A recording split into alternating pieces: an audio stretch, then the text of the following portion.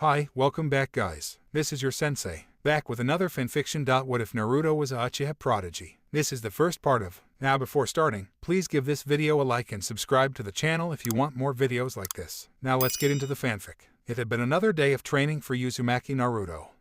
Training's what he calls it. When Kakashi finally showed up, with another one of those idiotic excuses, after that it had been another one of those teamwork exercises, and to round it all off another lecture about the importance of chakra control. And once again Kakashi had been only looking in his direction when he did. He was getting sick and tired of it. In Wave Country he had witnessed Sasuke's chakra control during that tree climbing exercise, so he knew his wasn't much better than his own. Still, the Uchiha got nothing but praise from their sensei. He passed Iruka Ramen and ordered his miso ramen to go. After paying he took his cup to the Hokage monument. Sitting down in the lotus position with the cup in the middle of his lap he started meditating for a couple of minutes. Slowly he reached a certain peace of mind. He enjoyed the silence in his head for a couple of minutes, breathing in the steam of his ramen. Then he started analyzing his problem, picking it apart piece by piece. He was tired of the lectures on chakra control and never hearing Kakashi complain about anyone else. He was tired being told to look up at Sasuke and to try and be more like that stiff-headed and spoiled brat of an Uchiha.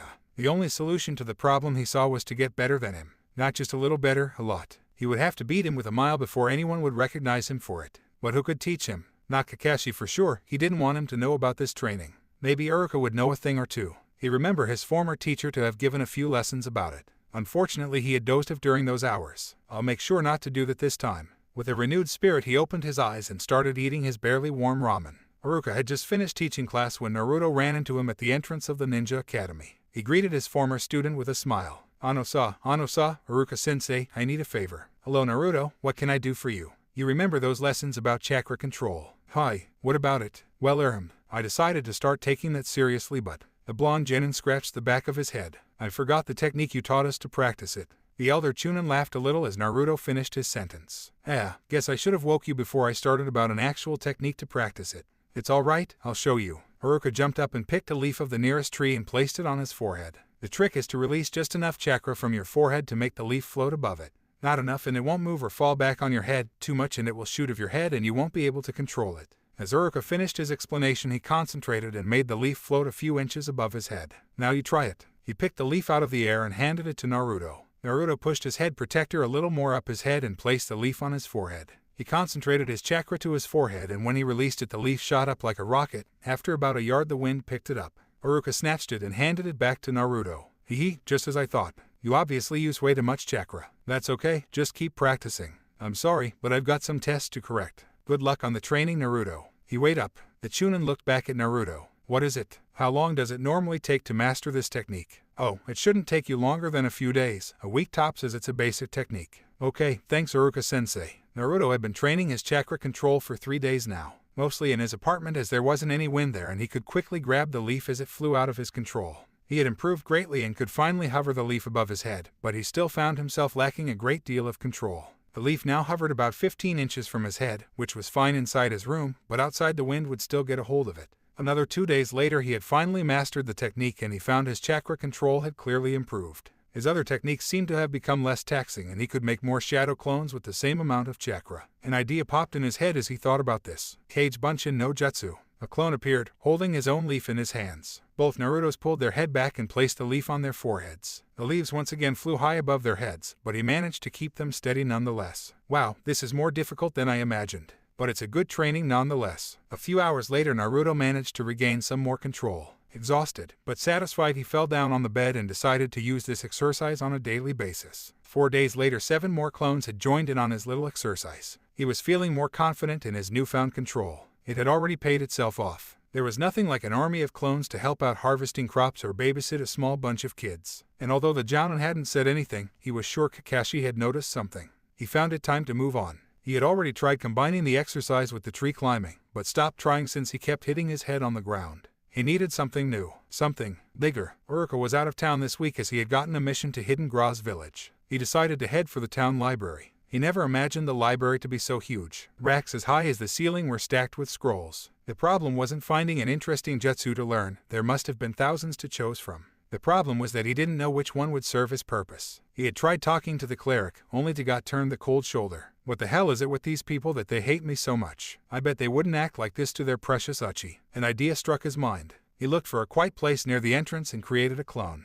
The clone immediately performed a henge, and before Naruto now stood the Uchiha he had grown to despise so much. Oi dobe, you got the scroll. Don't call me that, you bastard. So you got the scroll. Gomen couldn't find it. The clone gave a look of annoyance and walked towards the cleric who had noticed the conversation of the two. Naruto soon followed. As the clone Sasuke reached the cleric, he asked him for a technique that would improve their chakra control. I've got just a technique for you, Uchiha-san. However, it might be a bit too much for your teammate here. I asked you for your advice in a technique, not to insult my teammate. Of course, Gomen sir. You might find the water walking jutsu appropriate. You can find it in the water department, first rack on your right, third shelf. Arigato. Naruto and his clone walked over to the scroll and studied it for a few minutes. This should be easy, plus the worst thing that could happen is to get some wet clothes. After placing the scroll back and leaving the library, Naruto dispelled his clone and headed for the river. Haha, Uchiha, you've finally proved some use. Naruto had followed the river for a good end until he finally found a spot where the water was calmer and shallow enough to his liking. He stood there silently for a moment, studying the gentle flow of the liquid surface. Then he calmly rolled up his pants until he had uncovered his knees. His control might have improved over the last week, but he wasn't foolish enough to think he would succeed on the first try.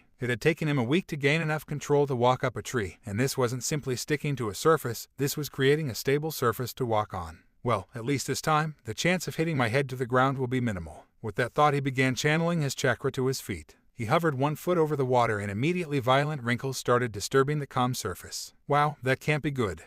Must be overdoing it again. He lessened the amount of chakra and instantly the water stopped its wild flow. Putting his foot down on it, he broke the still surface and felt his foot hitting the riverbed. This might be trickier than I thought. Several hours had gone by and Naruto was steadily finding his way towards the surface of the water. Since the water was shallow enough to stand in, he figured he could work his way up so he wouldn't have to get in and out of the water all the time. He was meditating, forgetting about the outside world, trying to find peace with himself, letting go of all conflict, feeling the water at his legs, flowing through his toes. He tried to become one with it, and slowly he managed to slightly control his altitude. Time does not matter, only with patience will I achieve my goal. Repeating this thought for an indeterminable time, he finally reached the surface. The water now carried him like the earth had before. Slowly he opened one eye, as if when he would look he would ruin the magic. When he saw his feet were no longer underwater, he couldn't but jump and shout over his victory. Upon landing, he immediately fell through the water and fell ungracefully on his ass. His face still held a grin to them tough. If he could do it once, he could do it again, right? 15 minutes later he had reached the flowing surface once again,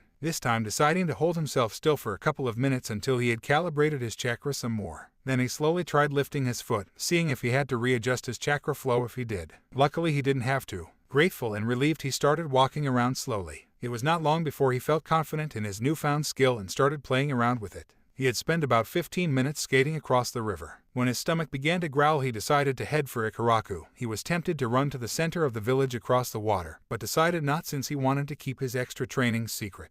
As he reached the village, he could not help but notice the cold stares. You always have hated me, you have always detested me, but now at least I know why you do. I know you all have suffered more than I can image. That what I felt when I thought Sasuke had died on the bridge could not come close to what some of you have had to endure. But why can't you understand that I am not him? The thoughts went through his head as he ran further down the village. He felt the cold stares following him everywhere he turned, their icy gazes peering into his back, hate burning in their eyes. He had learned to cope with them, but he still wished that for just once he could walk around without all the hate pointed towards him. He rounded the last corner for the Ikaraku stand. Immediately he was pushed away by a horde of crazy fangirls, screaming the name of his rival. His muscles tensed when he heard the name. He turned his head towards the goal of the wild horde just in time to see his teammate run off. Fuck you, Uchiha, you fucking spoiled bloodline brat. Soon I will surpass you, and when that day comes we'll see how much they love their dear Uchiha. He clenched his fist hard enough for his muscles to shake his arm and let out a growl. He tried shaking it as he continued to one of the few places in the village where his company was welcomed. Oi Naruto, where were you, man? I was expecting you 3 hours ago. Sorry Akira-san, I was training by the river. Yes, I got a little carried away. Haha, when don't you get carried away? Anyway, what can I get you? Well, I do feel like chicken tonight. One chicken ramen coming right up.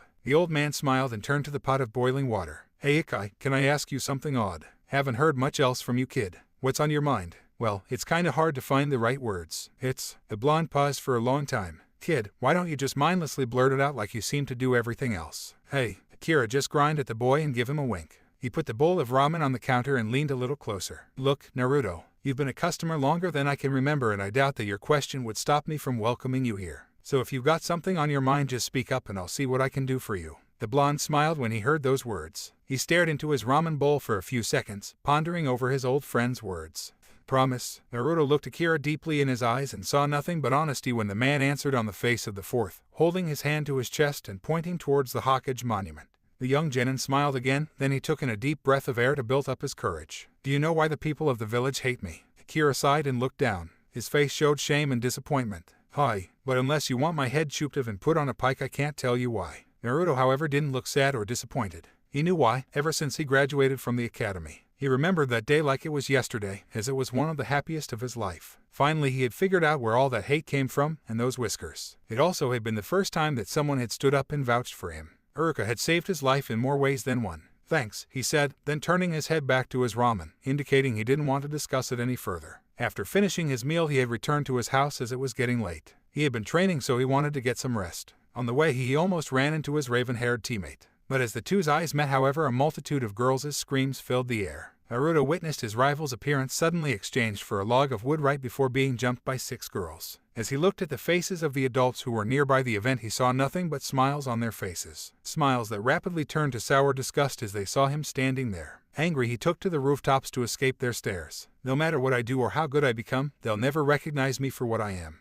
I'll be never given the instant respect that they grant their precious Uchiha. He spat out the last 2 words. When he arrived at his apartment, he was too angry and pumped up from jumping houses and thinking about his teammate. Normally, he would calm his temper by meditating on the ceiling. Today, however, he just didn't feel like it. So he summoned up a cage bunshin and made it perform a henge, making it look like Sasuke. You think you're so big. Everybody thinks you're so fucking great. And no matter what I do, that view will probably never change. You'll always be their Uchiha Prodigy, and I'll never be anything but a fucking demon in their eyes. He just stared at the clone, then in an instant Naruto had plunged his fist in the clone's face. When the smoke cleared, however, it was not the orange-clad, golden-haired genin who stood there. It was his darker, onyx-eyed teammate that was standing in his room. So be it. They like their Uchiha so much, I'll give them all the Uchiha they want. Naruto had awoken early that day. There would be a lot to do and little time to do it. After finishing his breakfast, he headed for the library and checked out a book on fire jutsus. He also took a book about the most prominent clans in Konoha. After that, he headed towards the Uchiha mansion and spied on his teammate for a few hours. He had changed his appearance to one of the girls that jumped him the other day and hid somewhere out off sight, figuring Sasuke would discard him as more of an annoyance than a threat should he spot him.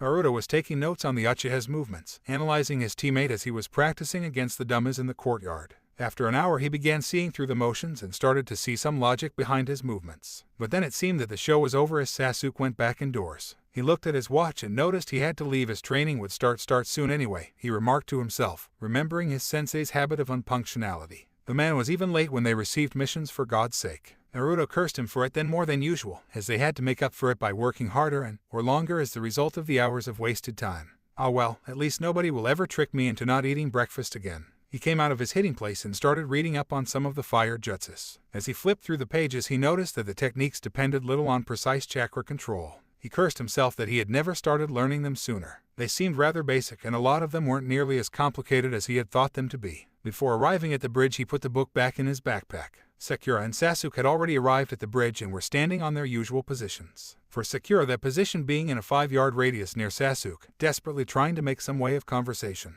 Naruto casually greeted them and took a seat on the railing. He plugged in his left earphone and put on some music. Over the last few weeks, Naruto had grown extremely quiet during these waiting periods compared to his usual loud self. Both his teammates found themselves happy with this change of behavior. Especially Sakura was pleased with this change of events, as she was tired of being asked out by the loud blonde. Today, however, she was not spared of questions. Naruto had been observing Sakura's futile attempts of asking Sasuke out and then suddenly broke his silence. "Sakura, can I ask you something?" The pink-haired Kunoichi was a little surprised by the calmness of his words. "Nanny, Naruto, why do you even keep trying? You know he's never going to go out with you. Looking at the way he runs away from girls, I wouldn't be surprised if he would rather date me." This earned him a death glare from both his teammates. "Don't talk like that about Sasuke. I wasn't even finished yet." Naruto had raised his voice to break of Sakura. "Why do you even like him? Can you tell me that? Your entire life he hasn't said a single friendly word to you, or to anybody as far as I can remember. Now you may answer." "Just shut up, Naruto. You don't know anything." "Well, then that's probably why I was asking.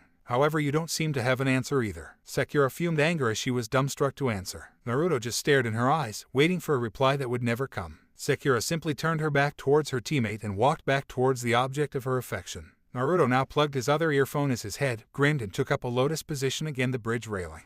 They all waited in silence for their sensei. Training had proven to be somewhat more of a challenge as Naruto had tried to keep observing Sasuke. Even harder was trying to follow him home. Every street corner he crossed he had used another henge. The last few streets Sasuke had started to turn his head every now and then, so he decided that he had seen enough for the day being. He had his own personal training left to do anyway, and he could use all the time he had. He headed for the river and started jogging over its surface, looking for a quiet spot to practice the new jutsus he'd acquired. After about 20 minutes he had found a suitable spot, about a mile behind the training areas. There was a spot where the river was fairly wide with a rock formation that would keep him from view. He took the book from his bag and continued reading where he left off. He started to like that librarian more and more. He wouldn't give Naruto the time of day, but for Sasuke. When he went in this morning he was posing as him with a quick henge and asked if he could provide him with a good book on fire jutsus for his teammate, if possible something he could use as well. The book he received must have reflected the librarian's opinion on both him and his teammate. It started for complete beginners and ended with some Chunin level techniques. He didn't know whether to feel insulted or pleased, since it was exactly what he needed.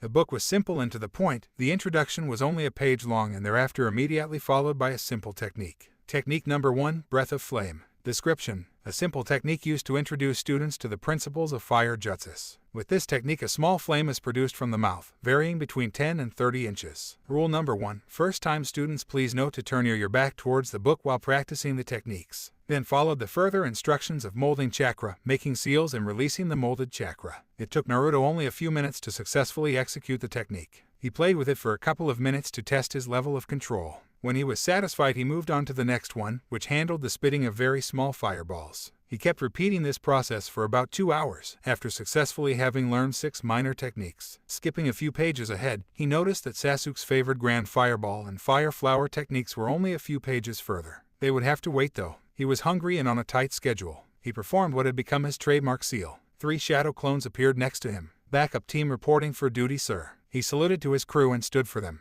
Clone and R1, your job is to search the forest for fruit, vegetables, or any other source of food. Sir, yes sir. Clone and R2, step forward. Your mission will be to supply us with firewood. Afterwards you will assist Clone and R1 in his job. Aye aye sir. Clone and R3, you and me are going fishing. You will search the river upstream, while I will be looking downstream. Yes sir. Alright, report back here in 15 minutes. Upon return Naruto brought 3 fish with him. Being able to walk on water definitely had advantages. His upstream colleague returned moments later with a single fish. Clone number 1 had done a fine job. Dry wood and leaves were already piled up, ready to be sparked on fire. He returned with his partner, both holding their hands full with berries. They placed their findings on the towel Naruto always carried in his bag and disappeared, while the last clone gutted the fish and spiked them on a stick. Naruto himself lit the fire with one of his new techniques. Hinata had spent the rest of her day on her studies on medical plants and wandered in the forest behind the training areas in search of herbs. She was just on her way home to get a bite to eat until she recognized the smell of roasting fish in the air. The smell was strong, indicating someone must be cooking not far from here. For some reason her intuition told her to check out the source. After a few minutes she came upon a rock formation. Some smoke was coming up from behind it. Silently she moved closer towards the rocks. When she took a peek behind she let out a small gasp and a whisper to quiet Naruto-kun as she recognized her crush sitting by the fire. A slight smile came across her face as she continued to watch him. He was sitting in the lotus position some distance from the fire, upwind so the smell of fish wouldn't be all over him.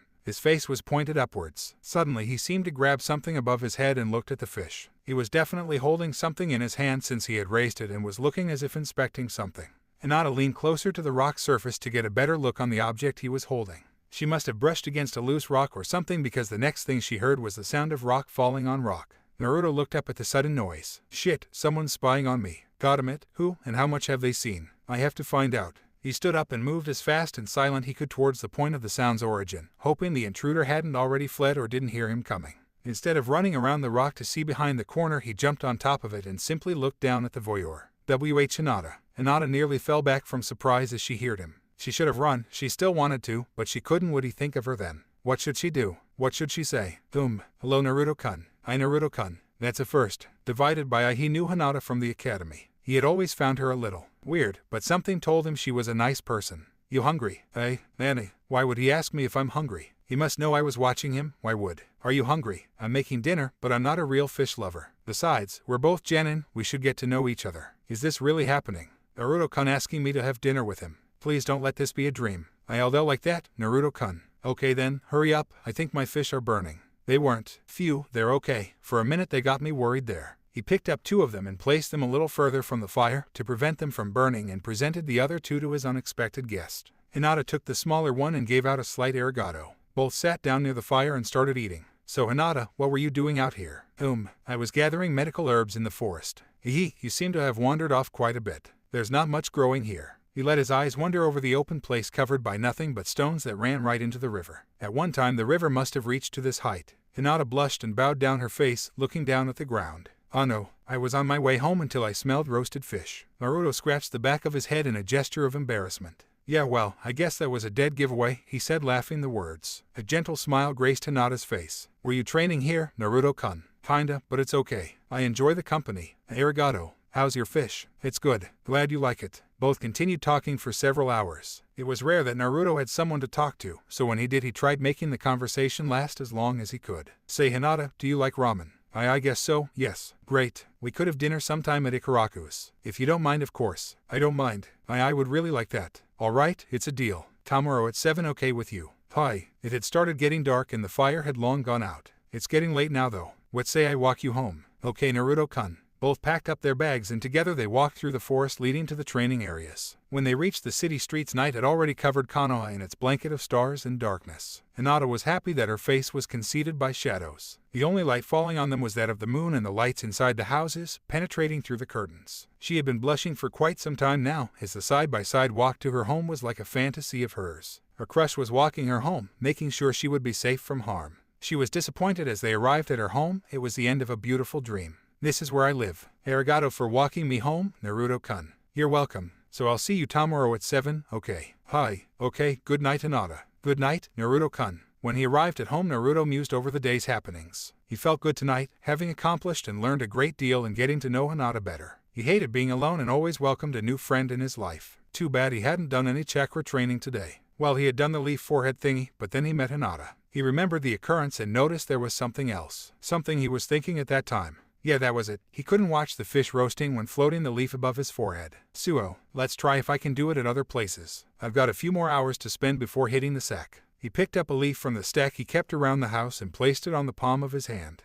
When he concentrated his chakra, the leaf immediately shot up to the ceiling. Okay, lesson 1, hands clearly emit more chakra than the forehead. This time he gradually increased his chakra until the leaf gently started to float. After a few minutes he had gotten used to the change in amount of chakra he had to use, so he placed the leaf on his other hand. He found that his chakra control in his left hand was a little less stable, but figured it might be because he was right-handed. About 15 minutes later he was satisfied with his amount of control. He took a look at his watch, placing the leaf back in his right hand, making it float above his hand again. Damn it, if it only takes half an hour to do this, it can't be that impressive. I might be as good as Sasuke now, but remembering Wave Country, I'm probably nothing compared to Sakura. That might not be the point of the whole thing, but I want to humiliate the bastard. It's not good enough to just be better, I need to be overwhelming. Thinking these words, the leaf had started to twist around its axis faster and faster. He noticed, and as he started thinking over it, the leaf almost instantly left his hand, twirling wildly. What the hell was that? I didn't know it could do that. Somehow, I must have put more chakra in the technique, without losing control or changing height. So, the extra chakra must have started the rotation.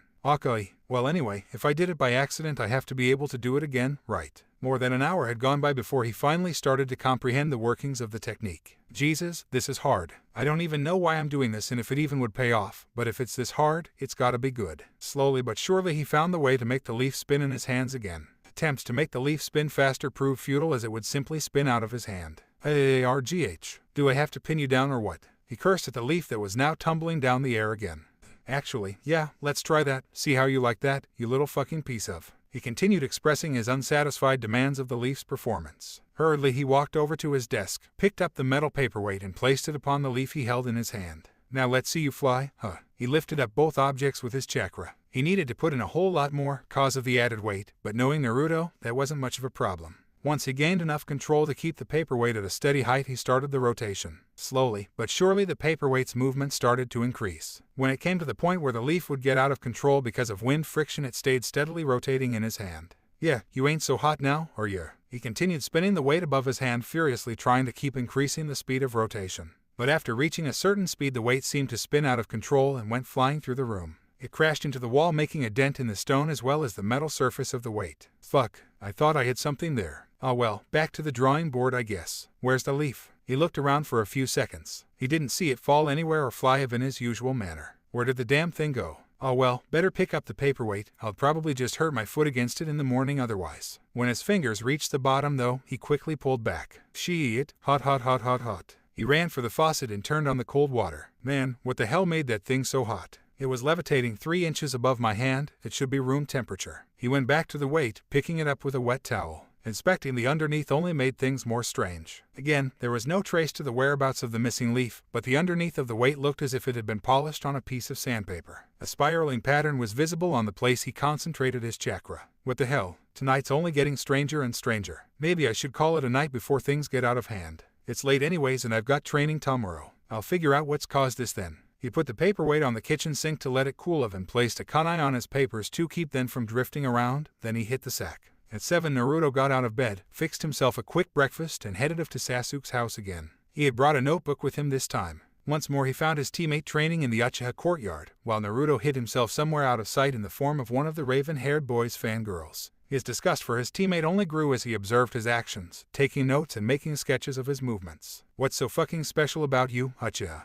It's not enough that you were left a mansion fit for a clan, a bloodline technique that allows you to use others' jutsus as if they are yours and the love and respect of the entire village, but you have to take them all for granted. More scribbling followed as the onyx-eyed boy launched a combination of kicks, punches, and elbows against the training dummies. How do you come up with those techniques? There's no one to train you. I don't think there's even anyone in the village who uses your style. So where do you get those fancy moves? Once again Sasuke left the courtyard. This was Naruto's signal to head for his team's meeting point. He arrived last at the bridge, not counting their sensei off course. As usual, Sakura was trying to chat up Sasuke, who was just staring off into nothingness. Naruto just took a seat on the railing again and plugged in his earphone. He was nodding his head slowly to the beats of the music, but never taking his eyes off his teammates. The waiting was mind-numbing. After about 45 minutes he suddenly called out Sakura. The pink-haired genin looked a little agitated when she turned her head.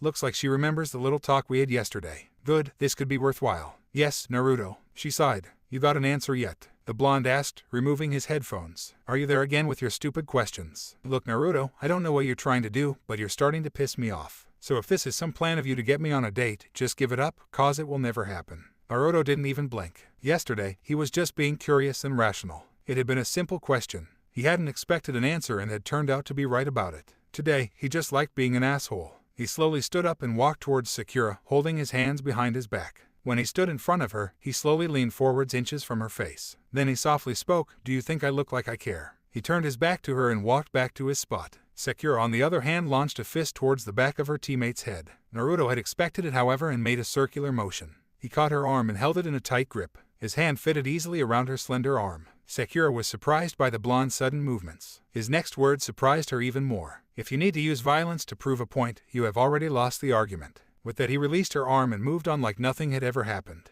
What the hell is happening to Naruto? First he turns almost so quiet and now he's turning philosophical on me. I almost believe he's genuinely not interested in going out with me anymore. Something's going on and I'll find out what. Thinking about this, Sakura positioned herself once again next to Sasuke. This time, she remained silent for a longer time, however. Something's definitely up with the dobe. He's being way too quiet for quite some time now, and it's been days since he did or said anything stupid. Whatever, he's none of my concern. I've got bigger fish to fry. 2 hours later, Kakashi finally arrived. Kaneshiwa, sorry I'm late, but I noticed I was wearing 2 different socks, and when I came home I noticed all my clothes were in the laundry. Liar, Sakura shouted out of force of habit. Normally Naruto would always back her up. These last few days, however, she had been scolding Kakashi on her own. As always, he ignored her and went on with explaining today's training. Today we'll be making a visit to training area number 58. You've probably heard of it, it's the one with the mechanized dummies. Your objective will be to obtain a wooden box positioned on the main hill. It's heavily guarded, weighs about 60 pounds and is not to be damaged in any way. So Sasuke, watch out with those fire jutsus in Naruto.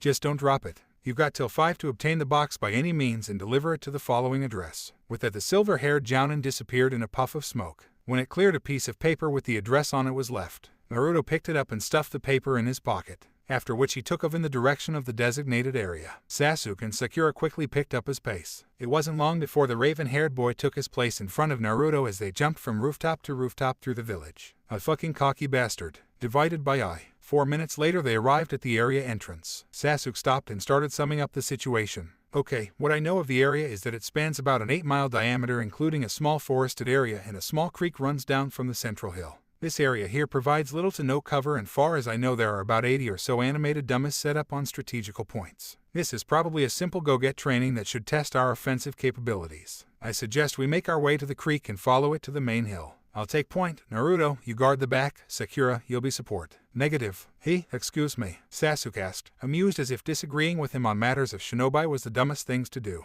Naruto had a serious look on his face and his eyes never seemed to let go of Sasuke's. I said no. I've got better things to do with my time. We do this thing, today's training is over. So I'm saying we do this as fast as possible. We go straight for the main hill, smashing anything we come across, get the damn crate, deliver it, and make some real use of the rest of the day. And I'm taking point. And why on earth should we listen to a dope like you? Ridicule poured out of Sasuke's dark onyx eyes. Because if this is a test of our offensive skills, like you say it is, let's be offensive. That is, unless you're afraid of a little combat. Or do you think you won't be able to keep up with me? A foxy grin appeared on the blonde's face. Don't make me hurt you, dope. Sasuke tightened his fists, feeling threatened. Uchiha, scared of a challenge. If that's what it takes to shut you up, bring it. Fine. You follow the fence 100 yards one way, I'll do the same the other way. First one to the crate wins. And you know, I'm feeling pretty generous today, so you can even take Sakura with you. I don't need her, she'll only slow me down. Ouch, now that's a little bit harsh, she's standing right there, you know. Besides, I never said you had to. Whatever, you're on, dope. The dark-haired boy walked casually to the entrance, followed by Naruto. Oh Sasuke, after you lose, I'll be happy to give you some basic combat lessons. I'll make you eat those words next time we're sparring, dope.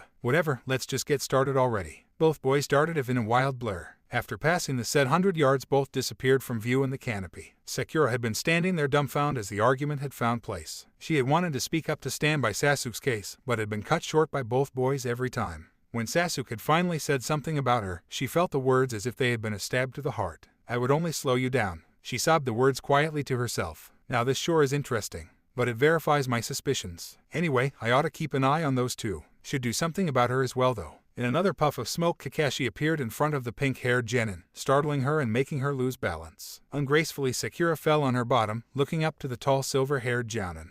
Sakura, why aren't you training with your teammates? He said. Every word was an effort to her throat. He said, I would only slow him down. Sasuke, he's right. The words were cold, but that shouldn't stop you from training. As a matter of fact, it should encourage you. The Jounin's face turned into one of understanding and sympathy. He knelt down to her level. Sakura, let's face it, your taijutsu is the weakest of the team and your stamina and chakra levels are barely acceptable for a genin. You try to make up for it by this perfect chakra control of yours, but you have been seriously neglecting your stamina, bringing you at this situation. Kakashi offered his hand to the young girl. When she reached for it, he helped her on her feet again. So we'll have to work on that. Your new training for the rest of the day will be to run 10 laps around this area. After the first round, you'll be encountering some dummies every few kilometers. And I suggest you start doing this on a daily basis. The Jounin played his hand through the young genin's hair. Now get going, girl, or you'll never be able to keep up with your teammates. With that, he disappeared once more that day. Once the smoke cleared, Sakura whispered a slight thank you, Kakashi-sensei, and entered the training area. Sasuke encountered his first opponents less than 2 minutes after he had vanished into the trees. 5 dummies jumped in view, seemingly coming from nowhere. Never slowing his pace, he ran towards them and took out the one on the right by faking a straightforward jumping kick and making a roundhouse at the last second. The dummy's head got crushed on impact with his left foot. Immediately afterwards, he jumped high up and threw 3 shuriken at 3 other dummies. They seemed to have no effect on the wooden dolls as they just stayed stuck in their body parts. Seeing that the dummies kept moving, he started forming seals in midair. When his feet found the branch of a nearby tree, he had completed them and threw a grand fireball towards them. 3 more dummies found their demise. One of the survivors saw the opportunity to launch an attack from a lower branch and came jumping towards Sasuke, who easily dodged the oncoming dummies. When he was midair, he got attacked by the other dummy and had to block an incoming wooden foot. He managed to grab the dummy's leg and slam his opponent against a tree. His last opponent met its end when Sasuke countered his punch and broke his neck. That only slowed me down for about 17 seconds. With that fireball takes too much chakra if I want to keep up this pace. If I pull one every odd, or every third time, I should be able to still make good time though. That dope doesn't stand a chance. I see Sasuke is handling himself perfectly, as I expected. At this pace, he could reach the package in about half an hour. He's got a pretty good chance at breaking the course record for his age, not including speed specialists like that Rock Lee kid, of course. Naruto shouldn't be too far behind. It's only been 2.5 minutes, better go check up on him. Kakashi set off to a point where Naruto should pass any second on his arrival. When more than 30 seconds passed, he decided to head back to check if the blonde was he found though were the broken parts of the 5 dummies. A quick glance was enough to see that the dummies were broken by normal hand and footwork. No ninjutsu seemed to have been used, as there were no traces of abnormal damage to the dummies or the surrounding area. He must be using cage bunshin, but if he's this far already, he must be using a lot of them. My guess is he makes the bunshins fight the dummies and continues running to his goal. Judging by the distance between his footsteps, he's keeping up a fast pace too. Good thinking, Naruto, you'll make record time that way. Just one problem. Since your chakra control isn't all that, you're probably using way too much and the high pace will drain your stamina. You'll be lucky if you reach the goal at all, were the thoughts going through Kakashi's head as he followed the trail Naruto was leaving behind. It wasn't long before the Jounin had caught up with his student. The kid was keeping up the pace all right. He was easily topping Sasuke's. Now let's see how exactly you handle combat. Moments later, the next batch of dummies was activated and attacked Naruto from the flank. Naruto simply jumped out of the way of the oncoming dummies and created exactly one clone for each dummy, never even slowing down for a second.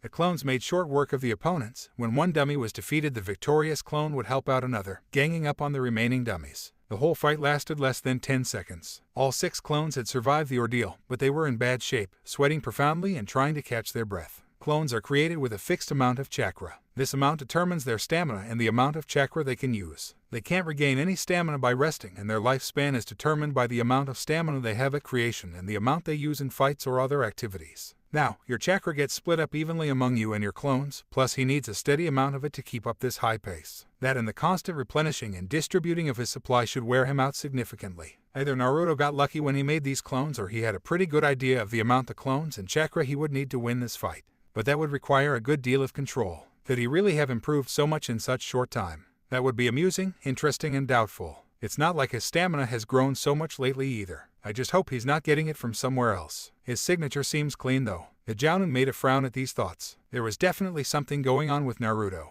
He had become so quiet lately, more reserved, more mature. He was almost reminding him of Sasuke. But why would he do that? As far as I can tell, he never liked his teammate. Why would he start following his example? The two of you have been like day and night. One open and enthusiastic, one calm and reserved, one cheery, one grim, one bright, one dark, one loved and admired, one high. No, Naruto, I'm not sure what you're doing, but I think you're making a big mistake. For 20 minutes Naruto continued his wild dash before finally coming to a stop at the top of the hill. Surrounding the crate were 10 dummies, each carrying a weapon. He threw a quick glance towards the direction Sasuke should be coming from. Nothing yet. Good, that gives me at least 30 more seconds. The final dummies guarding the crate looked different from those he had encountered on his way here. They looked smoother, as if made with greater care. And they were all carrying weapons. 5 were carrying swords, 2 had spears, and 3 more had kunais. Okay, this is getting old, but I am not letting that bastard beat me now. Not now, I'm so close. Kage Bunshin no Jutsu. When the smoke cleared, the dummies were surrounded by 3 times their number in clones. Sorry, but I don't have time to play with you guys. Charge. The clones had been standing in a 3-row circle around the dummies. On Naruto's command, the first 2 rows charged into their opponents. The last row jumped straight up and threw their kunais at the dummies wielding kunais. Some kunai missed their targets, being dodged or fended off. Some of them struck other dummies, but none of those which did hit their targets seemed to be doing any damage. That wasn't the point though, as the kunais only were used as a distraction for the kunai-wielding dummies, so they would not be able to target the flow of oncoming clones. Before the dummies could react to the attack, steel and wood had met flesh-made shadow. Each dummy was now fighting a clone, some already had fallen in battle. But every time a clone was destroyed, a second one would strike the offending dummy in whatever weakness he exposed before it could recover his stance from attacking. It was a devastating strategy, but of little use in a battle with real people. In little more than 6 seconds it was all over. 15 clones and Naruto himself were all what was left of the 50 warriors that had entered combat.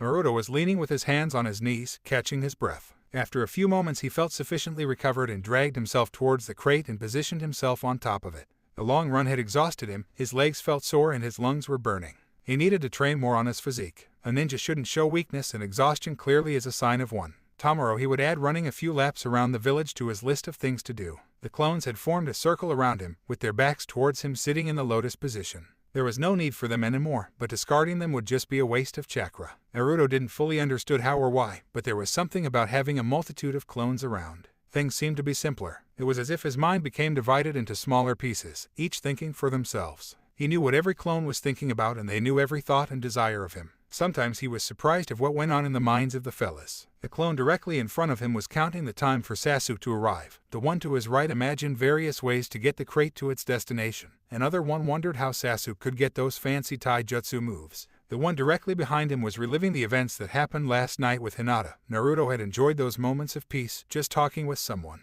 But he would see her again later today, so he let the clone alone with these thoughts. The best way he could think of working with the clones was as if his subconscious was almost completely removed and used by his creations, which kinda explained why he found everything so much simpler when he had some around, and why he always felt a little wiser after he had meditated with them and they had disappeared. They all looked at different things that occupied his mind and gave those thoughts a lot of attention, sometimes solving the problems completely. Sasuke reached the open grass at the front clone's count of 257. Being at lower ground, he could not make out Naruto's form at the top of the hill. Looks like I'm there. Let's see what the grand finale at the top will hold in store. That poor dope didn't stand a chance in hell. Sasuke grinned at these thoughts and began the final climb to his goal. Ascending the hill robbed him of his vision of the top. When he finally reached it, however, he wasn't happy with what he saw. On top of the hill, he saw the objective of his mission, and before sat alone Naruto, leaning his back against the crate, casually lying in wait of him. What the fuck? This can't be right. It must be Genjutsu, cause there's no way. Sharingan. You're gonna copy the movements and chakra molding of me sitting on my ass. Jesus, they call you a genius. I figured that one out without even having seen it. Naruto. No, it's your Aunt Sherry. Who do you think? Genius. No, this is impossible. He couldn't have gotten here so fast. My pace was high and none of my encounters took me over 20 seconds. Naruto couldn't have possibly beaten me, yet here he stands. How? Easy. Allow me to demonstrate. Naruto got up to feet and joined his hands as if to mold chakra. With his Sharingan eyes, Sasuke didn't see the blonde gathering any chakra at all, yet he kept this pose for a few seconds before yelling. Sitting no jutsu. After this, the young genin smoothly sat himself on his ankles, leaned back against the crate and moved his feet a little forward so they stood comfortably. Think you pulled that one off, Uchiha? Anger and frustration shot out from Sasuke's face. How had this dope gotten here so fast? He couldn't have possibly gotten here so fast. Naruto couldn't be better than him. He was a loudmouth clown, barely worthy of the title of ninja. Have I been slacking off? No way, I've been training hard every day. I can't have been slacking off, not with him still breathing. Then how? How did you get here that fast, you idiot? You're asking me and I'm the idiot. There's no way you could have beaten me here. You must have taken a shortcut. A shortcut? As in, shorter than a straight line kind of shortcut. Yeah, sure, Sasuke, I took a shortcut. Through a black hole. Sasuke's world was turning upside down. Naruto had beaten him. It was something he had long thought impossible, now proven to be truth. The blonde was right, he couldn't have possibly taken a shorter or faster path. At least he wasn't rubbing it in yet, something he hadn't expected from the loudmouth brat. Hey Uchiha, stop standing there and help me move this crate, will ya? I'd like to get on with my day. Naruto's legs were still sore of the long run, and carrying the crate back hadn't done them much good either. He had thought about leaving Sasuke alone with the crate, but had opted not to since there was no way the raven-haired boy could have gotten it delivered on his own. Naruto could have created a clone to help him carry the crate, but to carry it alone would require more strength than either of the teammates had. Since his legs wouldn't allow him any further physical training for the rest of the day, he opted for some quiet recovery time in the park. He took place on a bench and opened the book on prominent clans in Konoha that he had borrowed from the library. The book covered 3 clans, the Hyuga, the Uchiha, and the Aburame. Hinata's part of one of Konoha's most powerful clans. I'll have never imagined her as royalty. The first part handled the Hyuga, starting with the history of the clan since the founding of Konoha village. It wasn't the most thrilling piece of lecture for Naruto, but it would be a necessity to fulfill his plan. Besides, if he were to become Hokage, he would have to know more about the inner workings of the village. So far he had only read about the first 50 years of Konoha history, and already there seemed to be a complicated net of politics and diplomacy among the clans. Thereby came that at that time the great ninja war waged across the land, which didn't make things simpler. He had learned about the war in the academy, but never had the lessons been as intricate as the book described. 50 pages later, Naruto desperately needed a break. He had expected somewhat lighter literature. He put the book away in his bag, stretched his legs for the 3rd time that day, and strolled to the river. As he watched the flow of the river, he noticed little whirlpools here and there. He wandered over for a closer look at the phenomenon. He sat himself near the edge of the river and let his mind wander. How would my chakra look if I stepped on one of those? With a small one like this, I'll probably just flatten it out. But let's say I stood on top of a really strong one. Would it twist and turn my chakra? In his mind, he imagined his chakra taking the form of the little whirlpool, twisting and turning around itself. That's it. That's exactly what I've been doing all this time. He replayed the events of the night before in his head, imagining the twisting whirlpool of chakra in his hands. No, that's not quite right. It doesn't add up. I was releasing chakra from the entire palm of my hand, so the base should be pretty big. And the circular damage to my paperweight was a little smaller, so it would kinda look the other way around, but not entirely pointy at the top.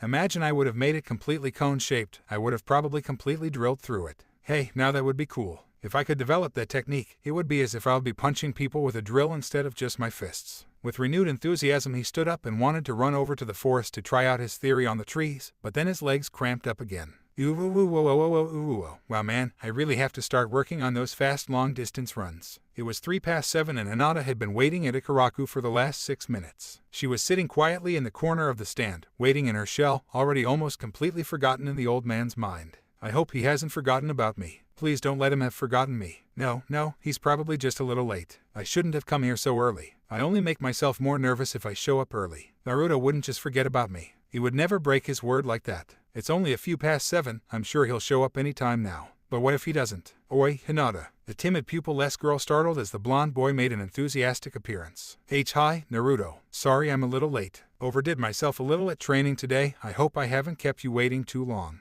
And no, it's okay, I was a little early. Oh, I trust Akira-sen has treated you well then. Ahoo, what? You're kidding, right? Hey Akira, don't tell me you have been ignoring my guest all the time she's been waiting. The old man turned around with a dull face, instantly forming to a smile when he recognized his most loyal customer. Oi Naruto, Gomen Nasai, I didn't know she was waiting for you. Akira stepped over to the side where both youngsters were sitting and made a slight bow to the young girl. Akira Kumara, at your service.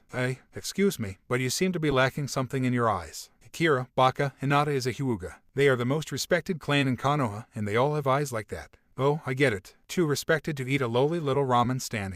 My apologies, Miss Hyuga-sama. Now may I be so kind as to take your order, please? I'd like some miso ramen, please. Very well, miss, I'll start right on it. Hey, what about me? What, you're still here? You better behave, little commoner. I am having a well-respected client right now. This place is finally getting some class. What the? I brought her here, old man. Sure you did, but then why did she show up before you? Oh no, don't make me come over there, old-timer. Don't make me spike your ramen with wasabi again, slick. Oh no, I ought to beat you up with your own spoon, Akira. And I should put these chopsticks in a dark, warm and very uncomfortable place. Naruto, you still haven't fixed the light in the restroom. I always forget to buy a bulb when I'm in the store. I think I might still have one laying around at home. I'll bring it over later tonight. Thanks, kid. Now what will you have? Beef ramen, please. Sure, fix you right up. The old man winked at Hinata and turned around again to his kettle. Nah, Naruto. Oh, sorry, Hinata. It's a little thing me and Akira do from time to time. Oh, so, how was your day? It was okay. Kurenai-sensei had us training at Area 12 today. Then we had to track down a little boy whose parents lost sight of him. We found him playing in the park. I bet you 3 would make a great team of hunter nins one day. Arigato. Hey Naruto, you 2 want that order to go. Hinata, would you mind if we went for a stroll? If I sit around too much, my legs will be sore again. I don't mind, Naruto. To go will be fine, Akira. Okay, here you go. I'll put yours on your tab. Miss Hinata's will be on the house. Hey, why is mine never on the house? Does it matter? You would have been paying for hers anyway, right? Right. Good, now bon appetite. See you later, kid, and be sure to visit anytime, Miss Hyuga-sama. Arigato, Kumara-sen. The 2 young genin left the ramen stand. Naruto thought it best to leave the more crowded market area and took a narrow street where he knew few people walked around this time of day. He didn't know whether he did it for himself to avoid the glares of the adults, or for her, to avoid people seeing her with him. Chances were her family wouldn't like her to be hanging around with him. So Hinata, is there any place you'd like to go? Cause I actually have no idea of what I'm doing right now. Hey, there's a place in the forest not far from here where I often have lunch with my team. Sounds good to me. Lead the way, I'll be right behind you.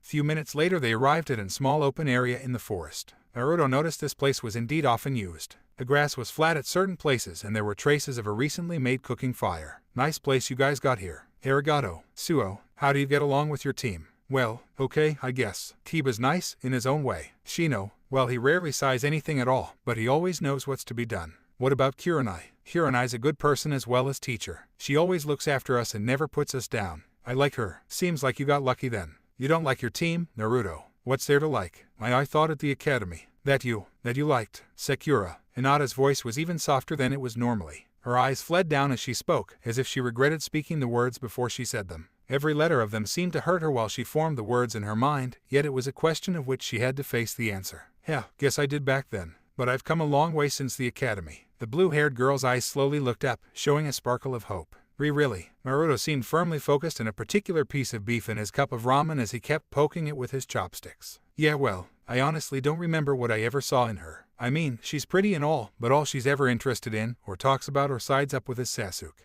I swear, the guy can't do anything wrong and I can't do a thing right for her. If he would set himself on fire one day, she'll probably praise him for the color of the flames and then join him. What about your sensei, Kakashi? Same story really, only he doesn't show it that much. I can't really call him a cold-hearted bastard, but I only hear him badmouth me. I've never heard him compliment me, while I never hear him complain about Sasuke. Even Sakura gets his thumbs up for her perfect chakra control. Today at training I beat Sasuke to the package. Tomorrow I'll probably be scolded for it. No matter what I do, at the end of the day they all still look at me as the dope. He poked viciously at the piece of beef and then scooped up a big portion of ramen. An uncomfortable silence fell between the two as they both looked down on their ramen, thinking of something better to talk about. So, Naruto-kun, how do you know Kimura-san so well? Oh, he opened his shop here in town a few weeks after I was released from the orphanage. I've been eating there ever since. Oh no, don't you ever get tired of ramen all the time? Well, on rare occasions, but there are a lot of different flavors so I get by. Besides, I don't really go there for the food. It's the service that does it.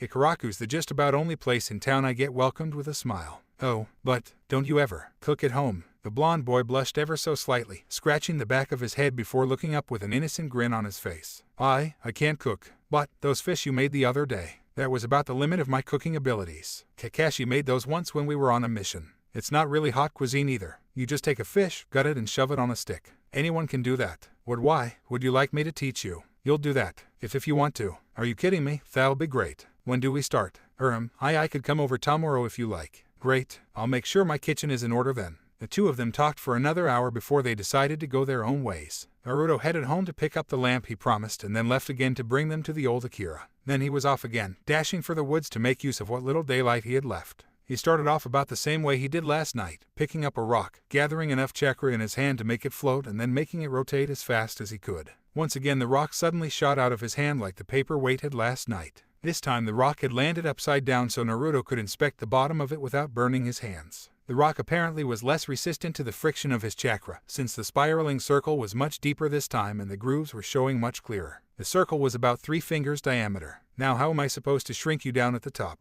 The rest of the time he had, Naruto practiced his newly found jutsu on a tree, taking a more horizontal approach. It were some hours of trial, error and repeat, but in the end he had managed to shrink the top of his chakra cone to the diameter of his index finger. He was close, but would have to try again tomorrow since he wouldn't be able to check his progress in the dark. Once back home he remembered he would still have to get his kitchen in order. He pulled open the cupboard and took out the pots and pans that had come with the house. It had been 6 years since he last looked at them, and over the course of time they had done nothing but gather dust, grease and all those other unidentifiable things that objects seem to cover themselves with after a while. He dreaded the sight of them as he put them all on the sink. It would take at least the best part of an hour to get them all in a presentable state. Man, I don't have time for this. I barely got any training done today and I have to get up early tomorrow. Without a second thought he created a clone and put him to work, while Naruto himself went off to his study. He read up on the next 5 fire jutsus in the book, familiarizing himself with the seals and the molding of chakra. After about half an hour he felt confident he would be able to successfully execute all 5 of them tomorrow.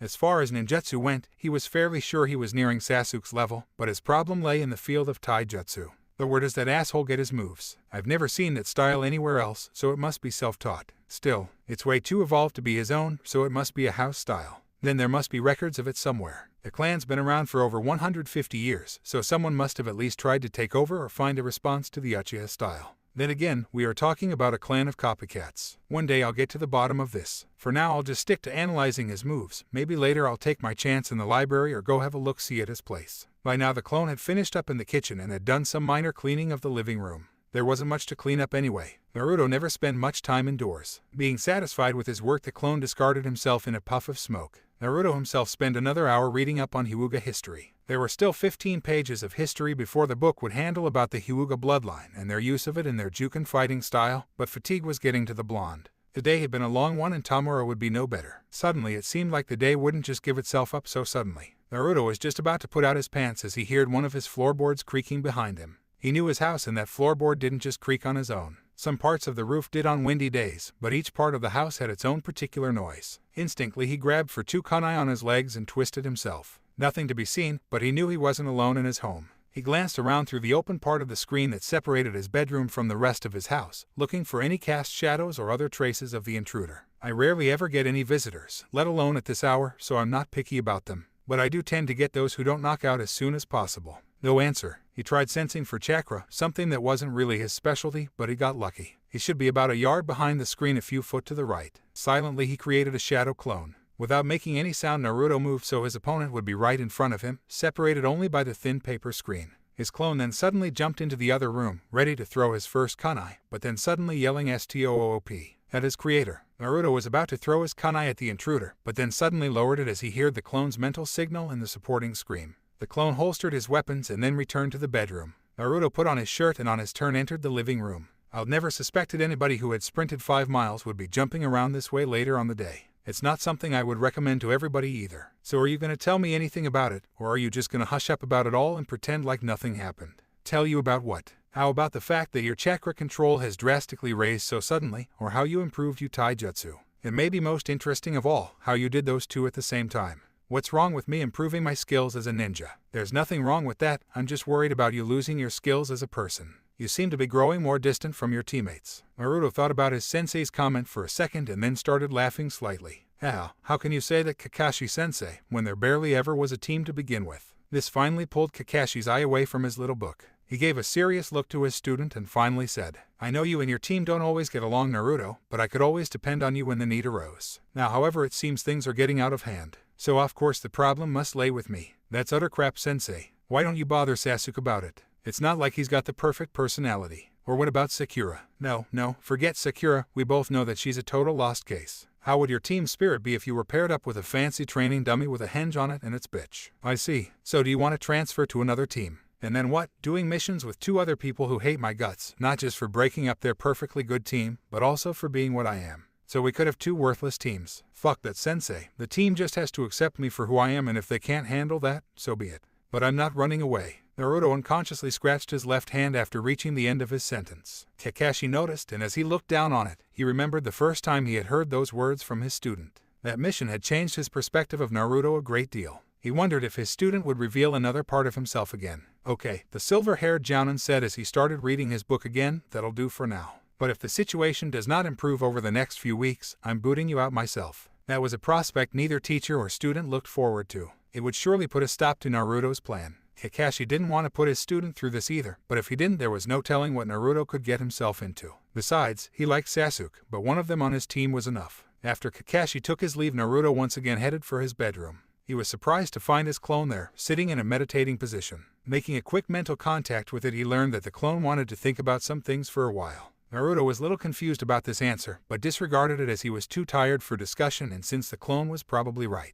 There was a lot to think about. Naruto awoke that morning feeling completely renewed. He grabbed a towel and headed for the shower. Upon returning to the kitchen area, he found out that his clone really had been thinking about some things. On the table, he found a stack of papers written in his own handwriting. Apparently, his clone had spent the night thinking about a training schedule for a week. Just about everything was taken into account: endurance training, improving chakra control, observing Sasuke's taijutsu training, studying theory while waiting for Kakashi, training with his team, jutsu practice, taijutsu training, and recreational time. The training would be extensive, taking optimal use of all the time of the week. He was going through some of the details of the training as suddenly his watch started beeping. Apparently the clone had taken the liberty of programming his alarm. He quickly looked back at the schedule and saw that he should start training already. He quickly grabbed an apple, put the schedule in a pocket on his vest, and headed out the door. His first stop would be the Uchiha mansion. As he passed the place, he created a clone that should last for about 2 hours and passed him a notebook and a pen. Both nodded towards each other in understanding before the clone made its way into the Uchiha courtyard, and Naruto went on with what now became his morning ritual. It was still 7 in the morning, but already the village was fully awoken. The blonde Genin ran further towards the most nearby gate that would lead out of the village. From that point we followed the village walls clockwise until he came to the river that flowed partly around Konoha. Naruto's morning jog suddenly took another turn as he leaped for the water, and he continued running across it. The river followed the village up to the south gate and then continued streaming further away into the country. It took Naruto nearly an hour before he reached it, which meant he had almost an entire hour left before he had to show up at the bridge to meet with the rest of his team. As he arrived back home, he put his clothes in the machine, after taking out the papers, and took another shower. After he put his clothes in the dryer, he finally had a real breakfast and then took off again. On the way to the meeting point, he passed the Uchiha's house again and quickly entered the courtyard, where he picked up the clone's notes, leaving the rest of the notebook and the pen where they were, to be used again the next morning. As he neared the meeting spot, he looked for a nice location to spend the next few hours reading. Once found, he created another clone which he sent to the bridge. Maybe at some time in the future he would start doing some reading with his team, but there was no reason for them to know about this particular literature. Besides, the sooner he would finish this book, the sooner that problem's solution would probably arise. So much about him had changed in but a matter of weeks, so even Naruto himself had any idea of to what he would be doing the next one. His clone arrived at the bridge and was greeted with Sasuke's complete ignoring of his existence, and surprisingly by an accusation of Sakura. "You're late." "I am." The clone looked down to his watch. "Wow, I sure am. By 2 whole minutes. By God, how could I? Please forgive my tardiness, Miss Haruna-san." Sakura's only reply was the dirty look she threw him. The clone just walked past her and sat himself in the lotus position and wait for Kakashi's arrival. Naruto himself, however, wasn't in the most zen state of mind. Last night he had read that what he had heard to be true, as he had read the beginning of the arrogant Uchiha clan. Now he was finally finding out about the complete powers of the Hyuga bloodline. Their 306 Taiga vision, the ability to see through solid objects, to see one's opponent's chakra stream and more. And the Uchiha descended from this clan. He knew the Sharingan could be used to predict someone's movements in battle, to copy jutsus of nearly any kind and to see through genjutsu, but now he had read about the Hyuga, he wondered if there was more. He hated those eyes. He hated them. He hated them and the skull that carried them, he hated them and the blood that ran through them. He hated that fucking Uchiha. He resisted the urge to rip the book to shreds and slowly put it down. He needed to calm down. Only half an hour had passed, so that should still give him plenty of time. Time that could be made use of, instead of being totally wasted, waiting on some bridge, being around some total fuckwhat piece of SH. Calm down, Naruto, you're trying to calm down. The orange-clad genin gently leaned backwards against the tree. Closing his eyes, he reached for the 3 leaves he had picked earlier and calmly let them float on his forehead and his hands. As the 2 in his hands slowly started turning, Naruto let his mind flow freely. It wasn't long before Naruto had once again found his peace. He stopped the rotation on his right hand and dropped the leaf on the grass, then he picked the one above his forehead out of the air and did the same. He continued spinning the leaf in his left hand as he was reading the book with a content look on his face. On the bridge, however, things suddenly started to get more complicated. Nay, Naruto. The silent clone turned his head towards the young Kunoichi as he opened his eyes. He had hoped to be able to spend the greater part of his time meditating. 2 hours was a long time for any clone. Yes, what's up with you lately? The clone broke eye contact and started staring at a different direction. What do you care? I just want to know if you're okay, Sakura said while she on her turn lowered her head. I'm fine. Then why are you acting so different lately? What's wrong with the way I act? It's just not like you. Well, since you weren't happy with the old me, that shouldn't be much of a problem, right? But I liked him better than this one. Yeah, I'm sure having a clumsy, loudmouth baka who nearly always acts on impulse can be amusing at times. I didn't mean you were. Then you shouldn't have kept saying it. It's simple, Haruna. All the time you've been telling me to be more like him, as he threw a glance at his other teammate. Well, I assure you that in a few weeks you won't be able to tell the difference. Sasuke never was one to get involved into others' discussions, but this concerned him. The occurrences of yesterday still going through his mind might having something to do with his edginess. Ha, you'll never be able to reach up to my level, Dobe. You might as well stop trying and save yourself the embarrassment. He had expected a flaming reply from the Dobe. Instead, he just slowly adjusted his eyes to his direction and spoke in a quiet, diplomatic voice. Hey Uchiha, just for your information, I haven't told anyone about yesterday's occurrence, but I'm planning on repeating it as often as I can in the future. So if you don't want your reputation of the genius Uchiha Prodigy smothered too badly, I would keep stupid comments like that to myself if I were you. Sasuke's eyes burned in fury towards the clone. His pride had been given a huge smack in the face by what happened yesterday, and he wasn't about to let that happen again. Regaining his composure, he quickly replied, Too bad for you, Dobe, because whatever happened yesterday will have been the only time something like that occurred. We shall see about that, Uchiha, we shall see. Sakura had been quiet during their dialogue. Aside from the fact that she had no idea what had happened yesterday, she now wasn't sure whether she wanted to know anymore. Until a minute ago she had been sure Sasuke-kun had won Naruto's stupid challenge, but now nothing seemed certain anymore. So much had changed so fast recently and she had no idea what could happen next. Naruto made the switch with his clone after Kakashi arrived when they headed towards the river. Apparently they were given a D-ranked mission of cleaning up the riverbanks and everything that floated along. To everyone's surprise, Kakashi had given Sakura the task of swimming in the river and throwing everything she came across ashore. After a slight protest of the pink-haired Kunoichi, he had reminded her that her stamina definitely still needed improvement. Naruto doubted that was the only reason she was given that assignment after Sakura returned a few minutes later in a red bathing suit. Normally any team would have been it all day and could still only be half done. Though some would be hard-pressed to admit, Naruto's Kage Bunshin had once again been a blessing for the entire team. They had finished in nearly 4 hours and therefore had time for another quick mission of doing some groceries for the elderly. Naruto grinned. He hated these stupid missions as much as any other genin, but he needed the money. If only the LD pay the teams for the individual work every member did. He looked up his watch and saw he still had 2 hours left before he would have his first cooking lesson with Hinata. He glanced at the schedule and headed back to the place where he had been practicing his fire jutsus 2 days ago. Once he arrived, it wasn't long before streams of fire were flying over the river. Half an hour later, a huge explosion followed. Water splashed everywhere, towered by a dome of fire as Naruto's first grand fireball hit the surface of the streaming river. Naruto was ecstatic. He was closing up on his rival in record time. Soon the first stage of his plan would be complete. It wouldn't be long before the Uchiha's ninjutsus held no secrets more to him.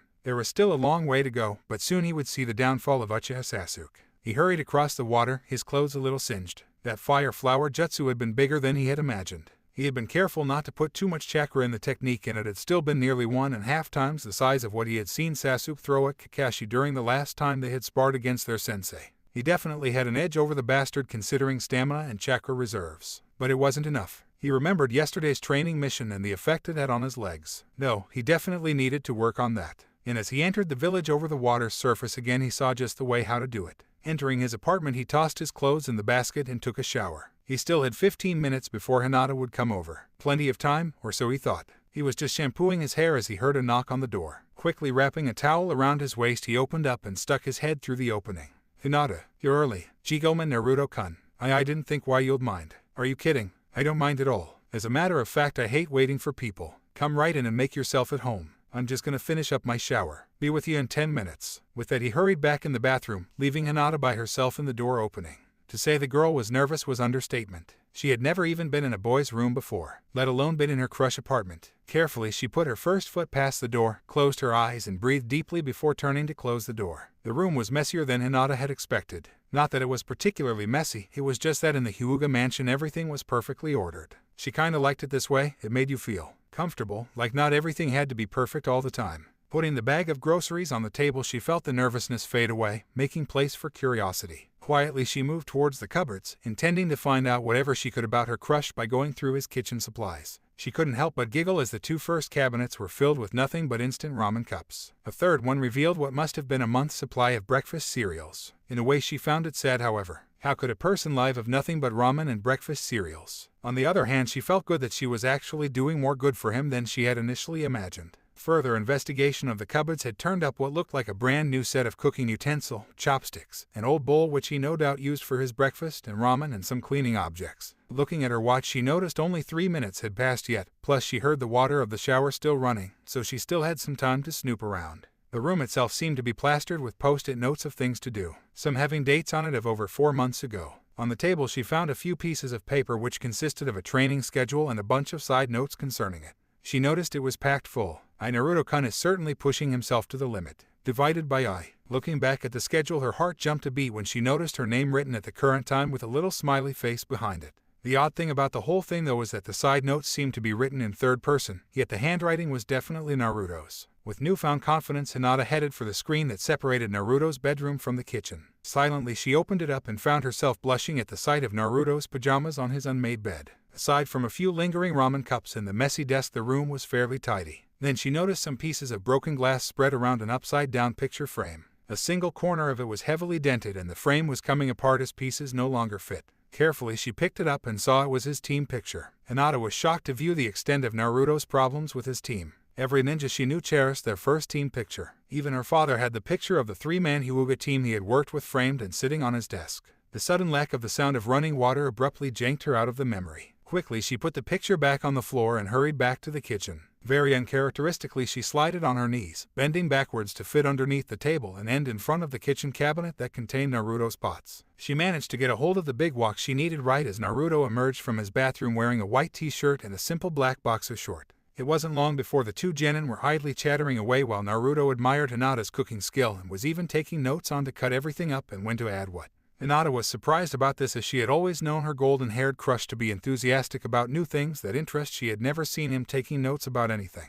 "You never used to do that," she remarked as she added the pieces of meat to the wok. "Do what? Take notes on things? Oh, well this just helps me remember things better. There's been a lot of things I've been learning lately. Just look at them as study notes." He smiled while writing the time and way Hinata added the meat to the big pot. "What kind of things? I'm afraid that if I tell you I will have to kill you. And since killing the heiress to the Hyuga clan probably isn't a very smart thing to if I want to become Hokage, I'd rather not tell." He winked at her. She smiled. "What are you up to, Naruto-kun?" "Secret mission," was his only answer as he raised his finger up to his mouth indicating silence and blinked an eye. "Is that why you're training so hard? How do you know about that?" he exclaimed in a panicked fashion. Your training schedule is laying on the table," she squeaked apologetically. "Oh," he scratched behind his head, "another dead giveaway, huh?" He sighed. "Just don't tell anyone about my training, please." Seeing the disappointed look on his face, Hinata couldn't refuse his request. "Of course, Naruto-kun. But why don't you want anyone to know of your hard work?" "Oh, it's not that I don't want them to know, I just don't want them to know yet." "Demo, isn't it bad for your teamwork if your partners don't know what your true capabilities are? Nay, how good does teamwork need to be to weed some gardens or clean a few beaches?" "Demo, hey, don't worry about it, Hinata. In a few weeks it's all gonna be over. I just don't want to see you get in trouble, Naruto-kun." Sakura was just finishing up on her last lap around training field 48. She was heavily bruised and at the end of her breath when she finally arrived at the exit, yet she was smiling.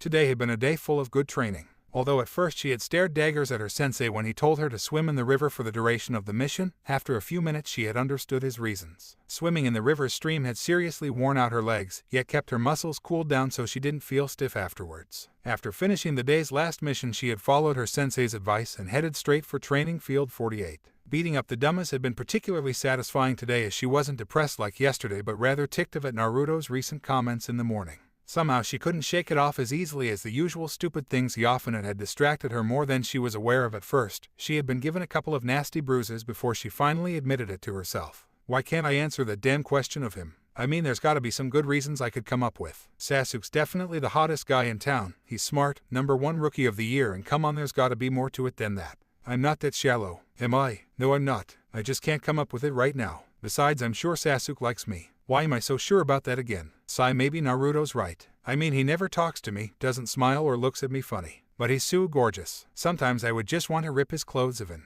Okay, enough with the hormones. But what if that's just all there's to it? Or if Naruto's just playing with our heads? What was that between him and Sasuke again this morning? I haven't told anyone what happened, but plan to do so again from now on. What happened yesterday will never happen again. Coming from my voice, that could mean anything from them having wild homosexual adventures on that hill yesterday too. So Naruto won yesterday. Has he really changed so much? On the way home she decided to drop by the library to grab a new genjutsu she could start practicing for the rest of the day. She found a suitable one in a few minutes' time. Spending a great deal of her time in the library, she knew the place almost as the back of her hand, and most of the clerics knew her. Kazumo greeted her from the moment he'd seen her. "Oh hey, Haruna-san, I expected you here 3 hours ago." "Hi Kazumo. I was training a little on my taijutsu in Area 48. "Oh, so I don't have to smack up any of your teammates for giving you those bruises you got on you there." She giggled as Kazumo did some mock stances. No, Kazumo, I'm a big girl, I can take care of myself. Besides, it's all part of training. Just as well, I don't think I would have had much of a chance against Uchiha-sama anyway. Hey, you tell him to come by again anytime? Okay. As you sure know, we've got lots of useful jutsus laying around here, plus if he comes around here more, maybe he'll get us some more visitors. Sasuke came by the library. Sure, he sometimes comes early in the morning. Sometimes that Uzumaki kid comes along. Sasuke and Naruto, together at the library. Maybe I was closer with the homosexual adventures after all. Yes, something wrong, Sakura-san?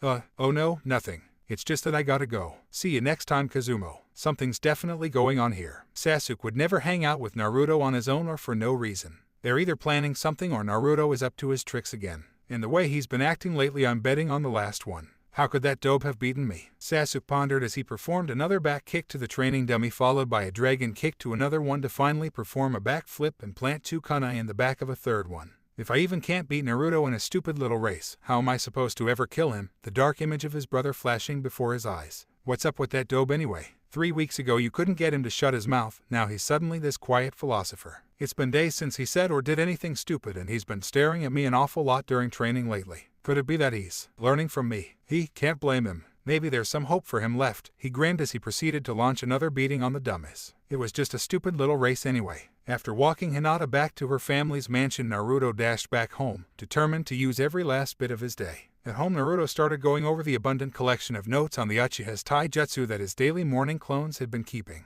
Studying every little detail, imagining the moves in his head, and playing back all the fights he had ever witnessed or had with the Uchiha, he began cross-referencing in his mind. Looking back at everything in slow motion and seeing some of the moves written down in a nice analyzed fashion, he began to notice some basics. The style seemed to be based around distraction and guiding the opponent into the position you want him to. It seemed to be making more sense now, the way he often occupied his opponent's hands by striking some fast, but easily blockable punches or kicks to finally land a hard blow when they couldn't see it coming or react to it on time. That would make sense. The Sharingan has the ability to predict an opponent's movement, so if the taijutsu style could make you guide your opponent's movements, it would be all that more effective and easily exploitable for them.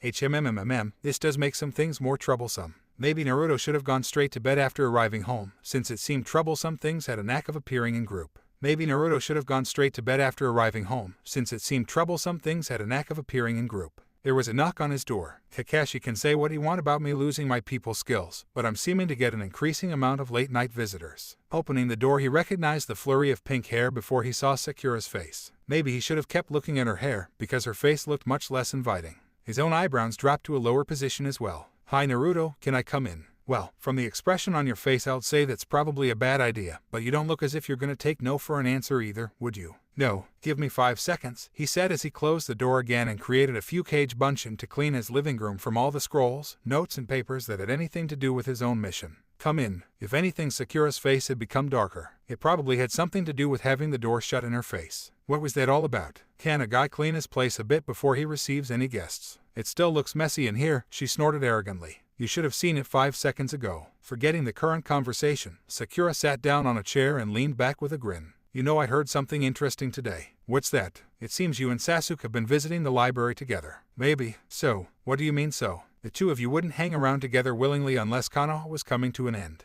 Uhu. And are you gonna tell me what's going on, or should I go ask Sasuke? Who told you? Naruto asked without giving a moment of pause. I've got a reliable source. Oh, I bet you do, don't you, you little book brain? He teased with a big sarcastic smile, silently wishing he hadn't sat down himself, so he could have pet her on the head like a good little doggy. Shut up, idiot. I don't have to take that crap from you. Now tell me what you're doing or I'll report it. Report what exactly? How about impersonating a fellow shinobi at an official institute? Identity theft. Fraud. That sounds pretty serious, Sakura. Are you sure you can make him hard? I've got a Chunin witness. Oh, you mean this guy? Naruto now simply leaned back and formed his familiar ram seal, creating a perfect replica of the library clerk. I can imagine how the lineup would be. Hands still in the ram seal, suddenly there was a row of copies of both him and Sasuke in the apartment. Next to the clerk, the image of the Hokage had appeared with his hand on the clone's shoulder. I take your time, kid, which was the pair that checked out the books and scrolls. Divided by I anything else. Now Sakura seemed a little set back. Naruto was ridiculing her and actually having a point. No, but even if I can't prove it's you, that would only lead to a deeper investigation because someone would be going around imitating Konoha ninja. Naruto indeed knew there could be trouble. On the other hand, he knew this wasn't any time to back down and showed out. You're still assuming I did something wrong. You see, I've got a library card too, you know. In that case, I think Kazuma will be real happy to know you've been fooling him into thinking you were friends with Sasuke. Oh no, that would mean I'll lose all that extra service, not to mention I'll probably lose my invitation to the annual book ball. The blonde sarcastically acted with added dramatic motions. Don't think I won't do it, and that there won't be consequences. Fine, whatever. Do what you want. Good, I will. Okay, but just know, I'm a lot better at this than you are. What's that supposed to mean? Nothing, now piss off. Don't talk to me like that. She yelled as she jumped out of her chair to punch him in the face. He dropped under her arm and threw his body against her waist while grabbing her knees, causing her to fall over with him on top of her. He quickly pinned her down by sitting on her stomach and grabbing both her arms. You should really stop doing that. It's annoying and I'm not gonna keep taking it. Get of me, you pervert. That not what you'd say if he sat on top of you. Promptly he changed in Sasuke, including the serious look on his face. Sakura, are you sure you're ovulating? I still have to train to kill some guy, so unless you want to revive my clan I don't have time to play. That's not funny. No, of course it's not. Do you see me smile? If you do, tell me, cause I don't have time for that either. Naruto changed back to himself. He's not like any of that. No? Okay, let me try again. This time he changed with a big cloud of ninja smoke and reappeared as a half-naked Sasuke, lying with a single leg between Sakura's, cupping her face with one hand and holding her hand in the other. I love you, Sakura-chan. I'm a fool for not seeing it sooner. I hope you can forgive me, he whispered gently in her ear. Sakura didn't say anything until Naruto undid the henge. Now that one had you going for a while, hadn't it? He grinned. Get off of me, Naruto, now, she said with nothing but serious anger in her face. I got off of you quite a while ago, Sakura. Perhaps it's time you got off of him, he said as he stood up and walked to the door. Now unless there's anything else you want of me, get out of my house. With that he closed the door behind her, leaving the angry Kunoichi alone in the streets. Now, where was I? Oh yeah, Uchiha taijutsu style.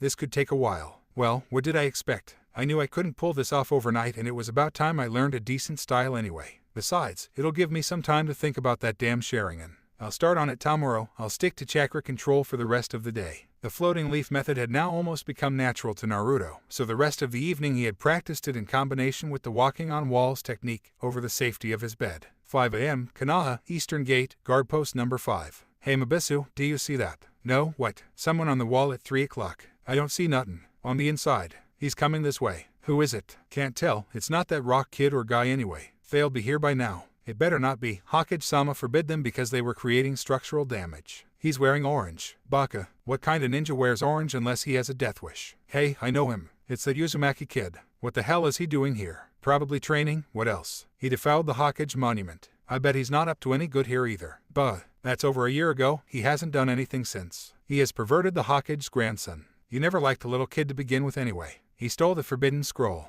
The case report reads he was tricked by Mizuki. I'm keeping an eye on him, he's up to something all right. Baka, Mabisu exclaimed as he slapped his colleague against the back of his head. Now get back to work. Training had been a blast today, as Kakashi had been happy with their swift missions yesterday and saw no problem having Sasuke and Naruto spar while he did some taijutsu training with Sakura. This is excellent. I've got at least 10 minutes to completely beat him to a bloody pulp without Kakashi to interfere. But then again, I might as well do some actual training with this opportunity and see how much I can predict his movements. The blonde grinned to himself, which gave him a strange look from Sasuke. What are you smiling about? Thinking how much you're gonna enjoy getting your ass kicked, Dobe? No, I was actually imagining what piece of your pride and arrogance I'm gonna strip you of today. And how by the end of the week you'll be nothing more than a sad mixture of fear, hatred, and embarrassment. It had the desired effect the blonde was going for. Sasuke immediately opened up with a grand fireball, giving Naruto the perfect chance to hide from view using a combination of Kawarami and Cage Bunshin. Another advantage of his improved chakra control was that it gave him the ability to make his clones a further distance away. Now while his clone was fighting Sasuke, Naruto himself was getting comfortable in the canopy of a nearby tree. A slight hinge had made his clothes take on a more natural look, blending him better with the leaves. All he had to do now was sit back, relax, and keep the Uchiha from facing his direction a lot. Today he felt like playing the Uchiha for all he was worth. About 4 minutes had passed and Naruto was at about his 14th clone right now. That included the 2 extra he created to take note of the Uchiha's moves during the entire battle. This was worth gold. He couldn't wait to try out everything he was seeing right now. He had been trying to orchestrate the battle so that Sasuke showed him exactly what he needed to see, the absolute basics of the Uchiha fighting style, gradually building up to more complicated maneuvers. This was the beauty of Cage Bunshin combined with great chakra control and an enormous amount of chakra and stamina. Occasionally, when he thought he recognized a move from his notes, he would have a clone try to hit him where he theoretically figured there to be a weakness. He was often right. Naruto, however, never had been one to sit down, however, and couldn't resist getting back in there so he could finish the job himself. This was getting on Sasuke's nerves. It seemed like Naruto was everywhere. Well, it was always like that, but normally he used to get at least the occasional shot at him. Right now he had hit and hurt nothing but clones or logs, while he was already sporting several bruises and panting. At a certain point in the fight, the bastard had even used Kawarami with a kunai, giving Sasuke a nasty cut on his lower arm. It wasn't that the clones were any trouble for him. The most basic moves and combos seemed to do the trick just nicely, which made it strange since Naruto usually gave him a better fight than this. But then again, he couldn't remember hitting Naruto for sure in this fight. Okay guys, that's enough. Kakashi appeared on the stage, reading his familiar orange book. Demo, Kakashi-sensei, I was just about to finish him off. Kakashi had walked up to them and laid his hand on Naruto's shoulder. I saw Naruto, you were great. Not a single hit on you, huh? However, you did use a huge amount of chakra, so tone that down unless you want to fall down on the battlefield cause of chakra exhaustion. Naruto smiled and dispelled his clones in a poof of smoke, leaving the field empty except for some stray kunai and the usual leaves, sticks, and stones. Kakashi looked sternly at Sasuke. I'm disappointed in you, Sasuke.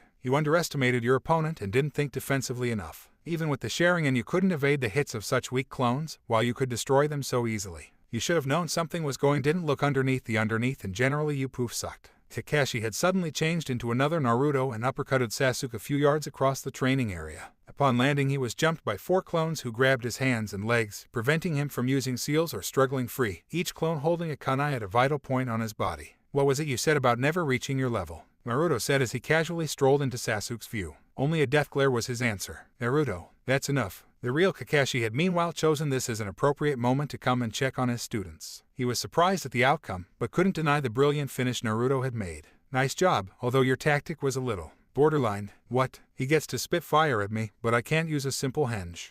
You have a point there. See, victory is mine, fair and square. He shouted as through a grin at his teammate. Meanwhile, no one had noticed 2 squirrels making their way into Naruto's backpack to only disappear in a cloud of smoke. I didn't hit him once. I didn't hit him once. The bastard was just playing with me. How did he continuously keep using Kawarami with his clones? He couldn't have just been hiding somewhere. He always needed to be close by his god and Cage Bunshins to create them. He sucks at Jinjutsu, so a henge to hide somewhere in the middle of the area. No, I should have picked it up with my Sharingan. And why can't I copy that jutsu? It's only 1 hand seal. Half the time he doesn't even seem to use it anymore. And how can he make so many? It's a freaking Jounin level technique which Kakashi doesn't even use unless he absolutely has to, so it should use a huge amount of chakra. That's the 2nd time this week this happens. And this wasn't some stupid race. He had the chance to actually kill me. With a grunt, the Uchiha lifted himself off the ground. Since when did you start to think things through, Dobe? He mumbled as he put his hands back in his pockets. Only a few days before you started to lose. Can you too? That's an order. Kakashi sighed and seemed to think things over for a moment. Another heavy breath escaped his nose before continuing. Okay, here's the deal. I'm not supposed to be telling you this, but in less than 2 weeks the Chunin exams are held here in Konoha. Instantly the two boys were silenced and listening to their sensei with full attention. Thought that would get your attention, he said as he continued reading his book. Well, what about the Chunin exams? Oh, I was just thinking about registering you three, but if teamwork has stumbled to this level, you three won't even survive, so never mind. Both boys gave a stern look to one another. Eventually Naruto looked back up to his sensei. Isn't there any other way to become Chunin? You just had to open up your big mouth, didn't you? What exactly did he say this time? Hey, I can't help it, none of you has a sense of humor. Besides, you weren't exactly looking thrilled either. At least I kept my mouth shut about it. Yeah, well, you always keep shut your mouth, so you didn't exactly help there. Will one of you tell me what the hell this is all about? Chunin exam, both of them replied at the same time. What? 2 weeks from now, the biannual Chunin exam will be held in Konoha. Yeah, and if we're good boys and girls he'll think about registering us. You think he's serious? I think so. Well, if he's thinking of just dangling a candy in front of us to see if we'll do a trick, he'll be in for a nasty surprise. Do you guys think we're ready? I am, Sasuke-kun. Yes, well, if you and Kakashi-sensei say so. Okay, so we finally all agree on one thing. Now can we please get on with climbing this stupid rock? I've got other stuff to do today. That being said, the three continued to climb Mount Ashornabibai, their only protection a 3-foot rope that attached them to their teammates. 2 weeks until the Chunin exams. Can't wait. Man, that felt good today. Oh yeah, that extra chakra control rocks. I could have beat him while eating some ramen. Am I gonna kick ass when I'm finished learning an actual taijutsu style or what? And maybe just a pinch more chakra control and I'll be creating clones by just blinking my eyes. Man, this is gonna rock. Yeah, maybe after this is over, I'll develop my own taijutsu style. Keijutsu. There's a point. What's the Uchiha's style called? Ayake Mamikaze, a relative new style, a mere 120 years, that was developed by Uchiha Mantaro shortly after the Uchiha Rebellion. The style's basic principle is to let the user control his opponent's movements by use of natural reactions. It's mainly an offensive style since the Sharingan already gave such a defensive bonus. It is a closed technique. Only 4 non-clan members have ever been reported to have learned, 3 of which disappeared under mysterious circumstances. The clan claims the technique requires the user to pause as a Sharingan, but that claim has been disputed. Divided by eye. So Naruto learned later that evening, after 4 hours of rigorous training at the riverside. Thank God that wasn't all for nothing then, he smiled as he wiped the sweat of his brow, laid the book back aside and stripped down to get a shower. Oh, look what the cat dragged in. Have you decided to honor us with a visit today after all? The old man growled, looking sternly while waving his spoon around. Akira, you break my hearth. What have I done to deserve this? Naruto overacted, making him look like a soap opera actor. Where were you yesterday? I was, striking a dramatic pause, on an important mission. Saving the daimyo's brother's daughter's cousin's Pullman from a band of hungry wolves and the men that hunted the wolves for their furry tails in Yunchuri. Akira whistled between his teeth for the impressive little monologue, but still replied, liar. I know you were having dinner with that Hyuga girl, looking away from him, holding his heart as if broken. I swear, Akira, it didn't mean anything. I just did it to get into her panties. The old man shook his head a little as to say he found it a little touchy, but he would go along with it. Do you swear that's all there is to it? Yes, Akira, I swear. Once I go steady with her and won't have to be romantic to get some nookie, I'll never do it again. Akira's daughter Ayame now couldn't hold her laughter anymore. She and 2 other regulars who had at least come to bear with the presence of Naruto burst out in laughter, the old man and Naruto following in suit. After the place had calmed down a little and Naruto had taken up his usual place at the counter, the Akira leaned up to him and mumbled quietly, so, you thinking about it? What? No, of course not. Hinata's a friend. Then why not? Akira, I'm 12, don't you think that's a little young? Baka, TWOK, this last reply actually earning him the wrath of the great and all-powerful mace of Ramen. It was only once or twice every month that he beat the blonde over his head with his spoon, since he had to take another one afterwards and clean the instrument of judgment by boiling it in water. Hear the lessons of the great and all-powerful mace of Ramen, for its wise counsel will protect you in life and see to it that by the end of the day you'll always still have money to come buy more delicious and sustaining ramen. The first lesson of the great and all-powerful mace of Ramen tells you not to be such a pervert, you hormone-controlled youngster. Sorry, thought you meant thaw. The second lesson, Akira cutting him off, probably fearing that if he didn't do this right now he would forget where he was going and he hated being called senile by the kid, tells that he should reconsider that view. Ninja are not renowned for their enormous lifespan, so they should get BUZY as soon as possible if they want to settle and raise some little ninja of their own. The wielder of the great and all-powerful mace of Ramen winked at him. But she's a Hyuga, I can't just go out with her. Why not? The Hyuga are probably the most powerful, stoic and conservative clan in Konoha. Hinata is the main heir. I'll be like a bum asking for a date with a princess. I'll probably have to beat a small honor guard in the form of her uncle or cousin or something.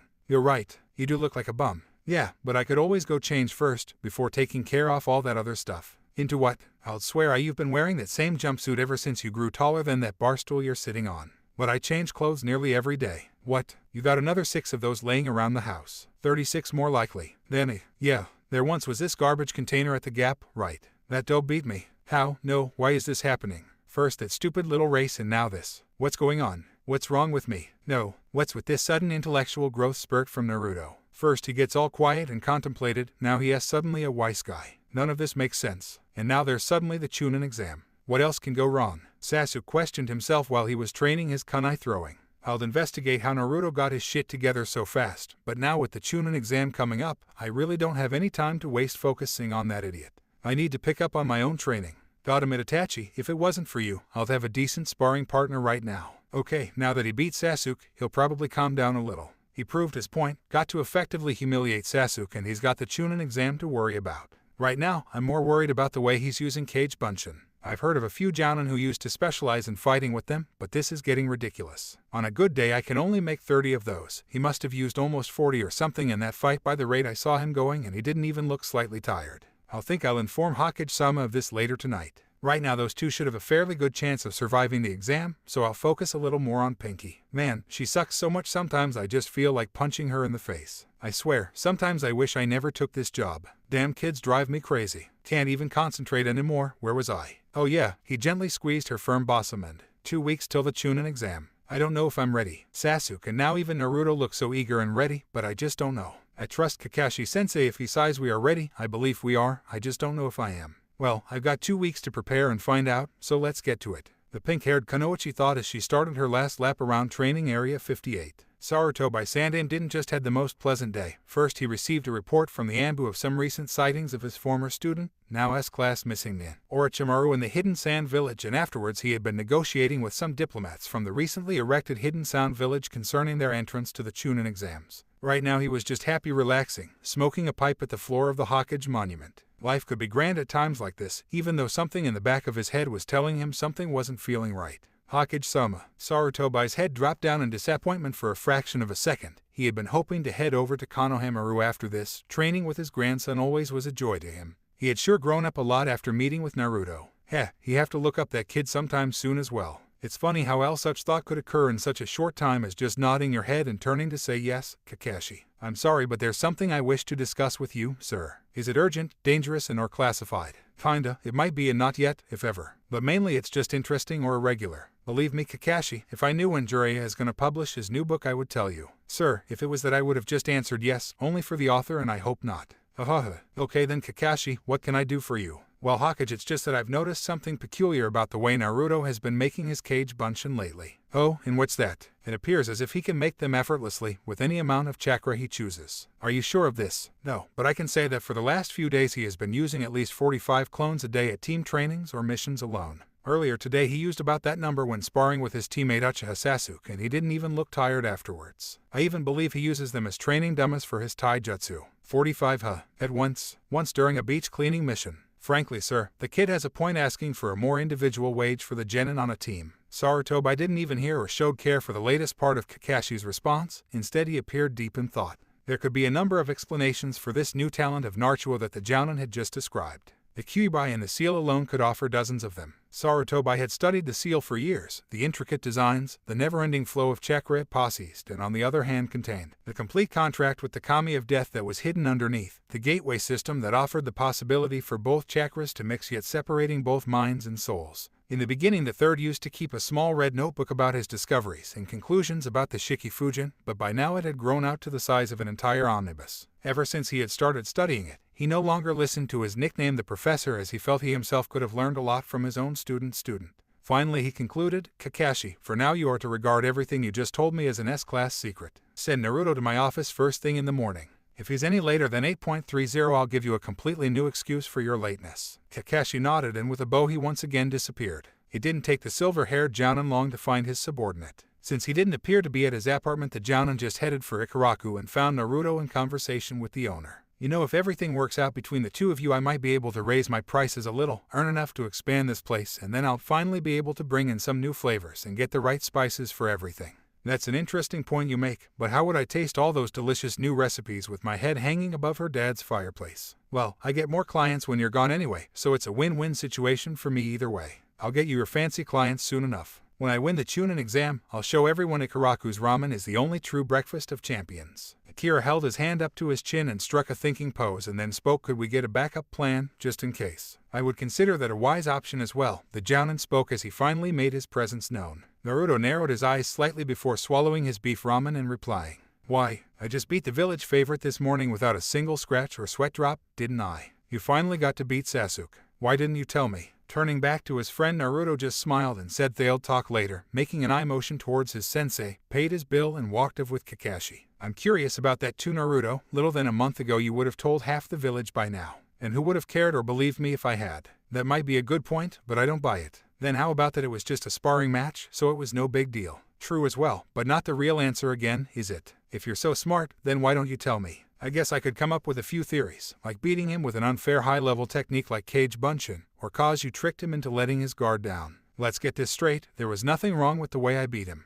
He's got eyes that see underneath the underneath without looking. It's not my fault he's too stupid and arrogant to even open them. Well, it couldn't have been a lesson in humility if you're not even humiliating him anywhere. And I really doubt that you're so into teamwork that sudden. Maybe the real question is, why do you care so much about me telling or not? Scared I prove the Uchiha or the sharing and not to be so all-powerful? Or just angry I beat your little precious pupil and want to nitpick about it? I care because you are a part of my team. So it's necessary for me as your Jounin instructor to get a decent idea of your thinking pattern and your abilities in order for me to make decisions that can mean the difference between life and death. You know my abilities, and as for my thinking pattern, not even I know what I will think of next, and if I did, chances that I'll tell you are at an all-time low. Then how about telling the Hokage? As if you'd send me to the Hokage over nothing but being rude at most. If there was any law against it, the entire Inuzuka clan would have been banned from Konoha centuries ago. Think what you want, you are expected in his office at 8 o'clock tomorrow morning, and with that the Jounin disappeared once again. Naruto paused a second to take in and consider what just happened. A moment later a loud fuck was heard throughout the streets right before Naruto's form was replaced by nothing but smoke and air. The next day, 7:59 a.m., Hokage office. Come in, Hokage Oji-sama. Kakashi said you wanted to see me. Hello Naruto. I assume you know why you are here, the old man asked in his causal tone. Naruto's heartbeat suddenly gained a couple of beats per minute. Oh shit, this could be bad. What should I do now? I didn't do it. Nobody saw me do it. You can't prove a thing. They started it. Wait a second. I actually don't know this time. Not really, sir. Odd then that you had to think about it that long. HMMMM. Anyway, you are here because of a rather interesting report Kakashi brought me. Oh shit, here it comes. He's booting me of the team. Fuck, I should have just kicked his ass every day without talking all that shit to Kakashi. It appears you have gained quite some talent in the use of cage bunshin, I guess so. Here we go. He tells me you easily create up to 40 each day. This is just about my cage bunshin. Oh my god, thank you. I'm gonna kill you Kakashi. Actually that's only counting team training and missions. I can easily pull a 40 a minute for a few hours on end. Naruto, 40 a day is a very extraordinary feat already. There's no need to boast, the Hokage smiled. I'm not. Ever since I got some decent chakra control and I could make them on the fly, I've been using them as practice dummies for my taijutsu. This silenced the old man for a few seconds. He now understood what Kakashi meant when he said he could create them effortlessly. Naruto, are you telling me you use a high-class Jounin level ninjutsu for hours on end and for nothing more than a replacement of a practice dummy? Well, yeah. I mean, why not? They're cheaper than wood, you can set them down anywhere easily and they actually give you some reactions or even pointers. Amazing. But, what did you mean when you said you can make them on the fly? I meant since I don't need to use any seals for them anymore. This actually caused the Hokage to raise his eyebrows and choke on his own saliva for a while. He was definitely getting too old for this job. Sorry, that's just very unusual. Would you care to demonstrate that? Sure. Naruto held his hands away from his body, all of his fingers outstretched, and without a word or gesture a clone suddenly appeared at his both sides. Very unusual indeed. Naruto, keep them there for a moment. Pressing a finger on the intercom he asked his secretary if Hayashi had already arrived. Moments later a tall, pale man with long dark brown hair, wearing a traditional $20,000 kimono and lacking any emotion on his face entered the room. Naruto, I'd like you to meet Hyuga Hayashi, head of the Hyuga main house, user and protector of the Byakugan and victor in combat over the former Mizukage. Naruto ended with a deep and formal bow. Sarutobi was actually getting a little annoyed. He'll only spend about 10 minutes with the kid now, and this was the third surprise already. He hadn't ever seen Naruto show this much etiquette or respect, ever. He had actually expected him to just wave and say hi, pale guy, or something. Konoha's most unpredictable ninja showed true to his title once again. Hayashi, however, acted like the same old stoic he always was. You had sent for me, Hokage-sama. Yes, Hyuga-sama. I'm sure you've heard of Uzumaki Naruto. I'd like you to take a look at him and tell me if there's anything off with his chakra flow. Surely Hokage-sama, you could have called for any Hyuga to perform such a simple request. Yes, but I needed your absolute discretion and authority on this. If you two are talking about Kyuubi or the seal, by all means do so freely. If there's any chance of something going wrong inside my body, I'd like to know about myself as well. So, he knows now. Yes, he does. Now could you please check him and his clones for any demonic chakra that might have leaked through, besides the normal trickling that should occur every few seconds. Hi, Hokage-sama. While Hayashi checked him and his clones for any irregulations, Naruto suddenly asked the Hokage normal trickling. Yes, the seal was apparently designed for your and Kyuubi's chakra to mix. I'm not sure why, maybe to prevent a buildup, or to keep your chakra system adapted to the demons in order to build up your resistance. Or maybe the Yonde messed up. I don't think that's the case, Naruto. It's been that way since you were born and you don't look like you're having any ill effects so far. So I have a little faith in our previous village leader. Hokage, there's something here that wasn't included in your description or the previous report my father made 12 years ago. What is it, Hayashi? A buffer of some sort seems to have formed outside the area of the seal. It's like a new, thicker pathway has formed that catches the trickling demon chakra and releases it to the rest of his Saidam in a more steady flow. The amount of demon chakra that's being released, however, is also far greater than the one reported earlier as well. You said you had been training your chakra control, Naruto. Well, everybody told me that was supposed to be a good thing, Naruto half-asked. It's all right. I suspect the increased quantity of Kyuubi chakra is another aspect of the seal. I think it will continue to increase as your own chakra pathways grow stronger and more resistant. This new buffer, however, is something I can't explain. Then again, Hayashi, are there any other unusual chakra pathways in Naruto? After several moments of critical inspection, during which Naruto actually felt pretty much naked, Hayashi answered there were 3 interloping pathways that seemed a little unstable. These pathways, however, looked slightly weaker than those in the rest of his body, as if they were still developing, like those of a newborn. Naruto, is there anything else you can do on the fly? 2 basic academy jutsus so far. Hayashi, not comprehending exactly what the 2 meant by that, considered it none of his business. This was the Hokage after all. If it was for his ears he would be told. There is just one more thing. These 2 on the sides are Kage Bunshin, correct? Correct, Hayashi. But they are not regular Kage Bunshin, I presume. How do you know, Hayashi-sama? Their chakra levels are significantly lower. While regular Kage Bunshin would have divided Uzumaki's chakra up evenly amongst the 3, right now these 2 barely register as genin while his chakra levels are at the average Chunin's right now. Well, they were only for demonstration purposes, the boy apologized. I didn't know what you wanted with them. How do you mean, Naruto? You can determine their strength as well. I never thought about that, really. But I can choose how much chakra to put in the technique and how many clones I want now. Took me quite a while though, but I always thought it was stupid to sacrifice half of my chakra for just a decoy that can only take 1 hit before disabling. Good, good. Hyuga-sama, you are free to go. My censoress thanks for seeing me on such short notice. Very well. Hokage-sama. Uzumaki, Hayashi gave a short nod to Naruto before being on his way. I think he likes you. The old man smiled when the door closed. You think, a month ago you would have probably cracked a joke about him checking you out or something. Is Akira actually right about you and Hinata? What is he? It's none of your business, old man. Heta, you're right. I just wanted to see your reaction. Now, about your newly discovered talent. What we know so far is you've developed 4 new chakra pathways, 1 acting as a buffer for Kyuubi's excess chakra that's being mixed with your own. Then there are the 3 jutsus you're able to perform without any seals. I'm pretty sure you've put 2 and 2 together yourself already. I might. Demo, isn't it impossible to grow new chakra pathways after birth? Well informed, Naruto. Yes it is. Just like it's supposed to be impossible to perform Kage Bunshin without seals, or choosing how much chakra to put into that technique. What about Henge or Kawarami? Same thing. All 3 are supposed to be one-hand seal techniques. And yet here you are, pulling of both feats that are deemed impossible in the ninja world. You think it can have anything to do with the Kyuubi? Possible. However, the seal seems to be working like it should, so his influence should be minimal. It could be that the continuous mixing of your chakras has affected the working of your inner coil system somehow, but if that were the case I think there should have been some more drastic changes by now. No, I think we can ignore the Kyuubi factor for the most part. So that leaves us with only one option, doesn't it? You think I have a bloodline? I think you might have one. However, it's too soon to tell really. There's also the problem that I've never heard of a clan with such a flexible chakra system or one that didn't need to use seals. Right now it's all just speculation, but I'll be sure to look into it. The old man lurked at his pipe another time. Naruto didn't notice the slight shaking of his hand since he was too busy thinking about the new possibilities that were now opening up to him. Naruto, have you told anyone of these new abilities? No, I never thought it was anything special. I've seen plenty of people using jutsus without hand seals before, so I just figured everybody with the proper control could pull it off. Good, good. I suggest you to keep it that way. There's no telling what certain people would do to gain those abilities. Hi, Hokage-sama. After Naruto had left his office, the Leaf Cage immediately started writing a letter to one of his former students. Possible Okugisu Ken discovered. The Hokage figured there wouldn't be any other words necessary. If this didn't bring the toad pervert back to Konoha, nothing would. And, kind of an anticlimax right now Anyway, I didn't really want to give Naruto a bloodline, but his use of Kage Bunshin in the anime just never made any real sense to me when compared to that of high-level shinobi like Sarutobi, Jiraiya of Kakashi. So I needed an explanation for that besides his freakish stamina or chakra levels. Anyway, hope you liked the chapter. Next one will probably be up soon.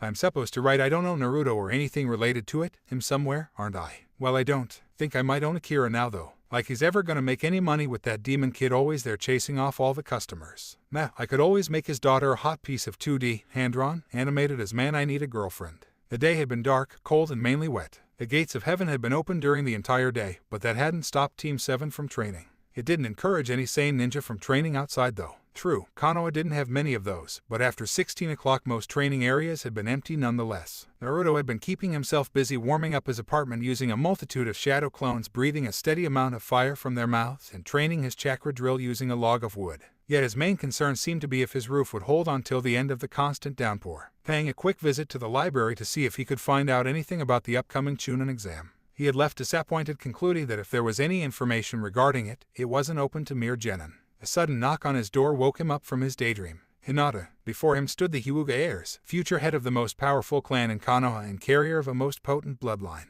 Yet no matter how hard he tried, all he could see was a soaked girl, her blue hair sticking to her face and her pale lavender eyes almost staring into his soul. And for a moment they were just staring at each other. Naruto-kun. That seemed to have awoken him out of his little trance. Don't just stand there. Come in, put that down, get out of those wet clothes, take a hot shower. He shouted as he quickly took over her bag and pushed her in the direction of his bathroom. Hinata didn't really have a chance to protest and her brain had barely a chance to register the fact that there were several Narutos breathing fire in the living room. Hey Naruto-kun, she asked from behind the closed door. Yes, I didn't bring any dry clothes. I'll get you something from my closet and put yours in the dryer. Just tell me when it's safe to come in. After putting down a change of clothes, Naruto changed into something more comfortable and less sawdust-ridden himself and cleaned up his kitchen and living room a bit until Hinata re-emerged wearing a loose black cotton t-shirt and a blue baggy-looking shorts. That's better. Now, you need anything else? A sweater, or want me to turn the heat up? He grinned at the last comment, giving a quick glance at a nearby clone. And no, I'm fine. Good, good. Now he started scratching his hair like he usually does when he wants to look like an idiot. Did we agree on meeting today? Cause I don't remember. And no, I just hadn't seen you in a while. I thought you'd like. At this point Hinata's voice had almost completely died away and she had started fidgeting with her fingers again.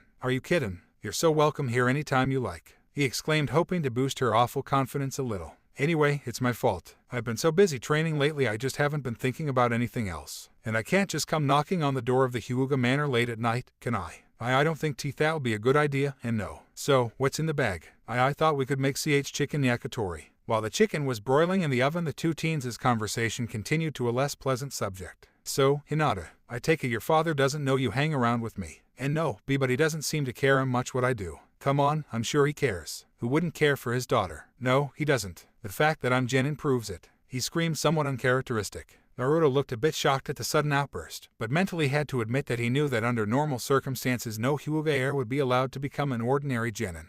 Maybe it's a test. Naruto tried, like. Hyuga Nozomi. This time it was Hinata's time to look surprised. You know about Hyuga history. A Hokage shouldn't be ignorant, right? He glundered. Maybe he wants you to become strong on your own. I don't think he really cares at all anymore, she said sadly and started fidgeting again. Well, it wouldn't hurt either way, he tried and gently grabbed her index fingers. And no matter how cute that really is, you should really stop doing that. It makes you look weak and insecure. Maybe I am, she murmured quietly. Then maybe we should see about that. What do you mean? Simple. Tomorrow the two of us go sparring together. The demo. No buts. I refuse to believe you are as weak as you claim to be. The rest of the night was filled with idle chatter until Hinata noticed the time and hurried home. Naruto spent his evening reading back up on some of the Hyuga fighting style while sticking to the ceiling and went to bed. The next day after training he met Hinata at the open spot in the forest where she usually ate with her team. Oheyo Hinata, how are you? Oheyo en Naruto-kun, I am fine. Good. So, ready. Hi. That doesn't sound very ready to me, but we'll get that later. Right now I'm more worried about cutting our little training cut short by getting hit by your Juuken, so let's keep it friendly and just stick to touch contact for now.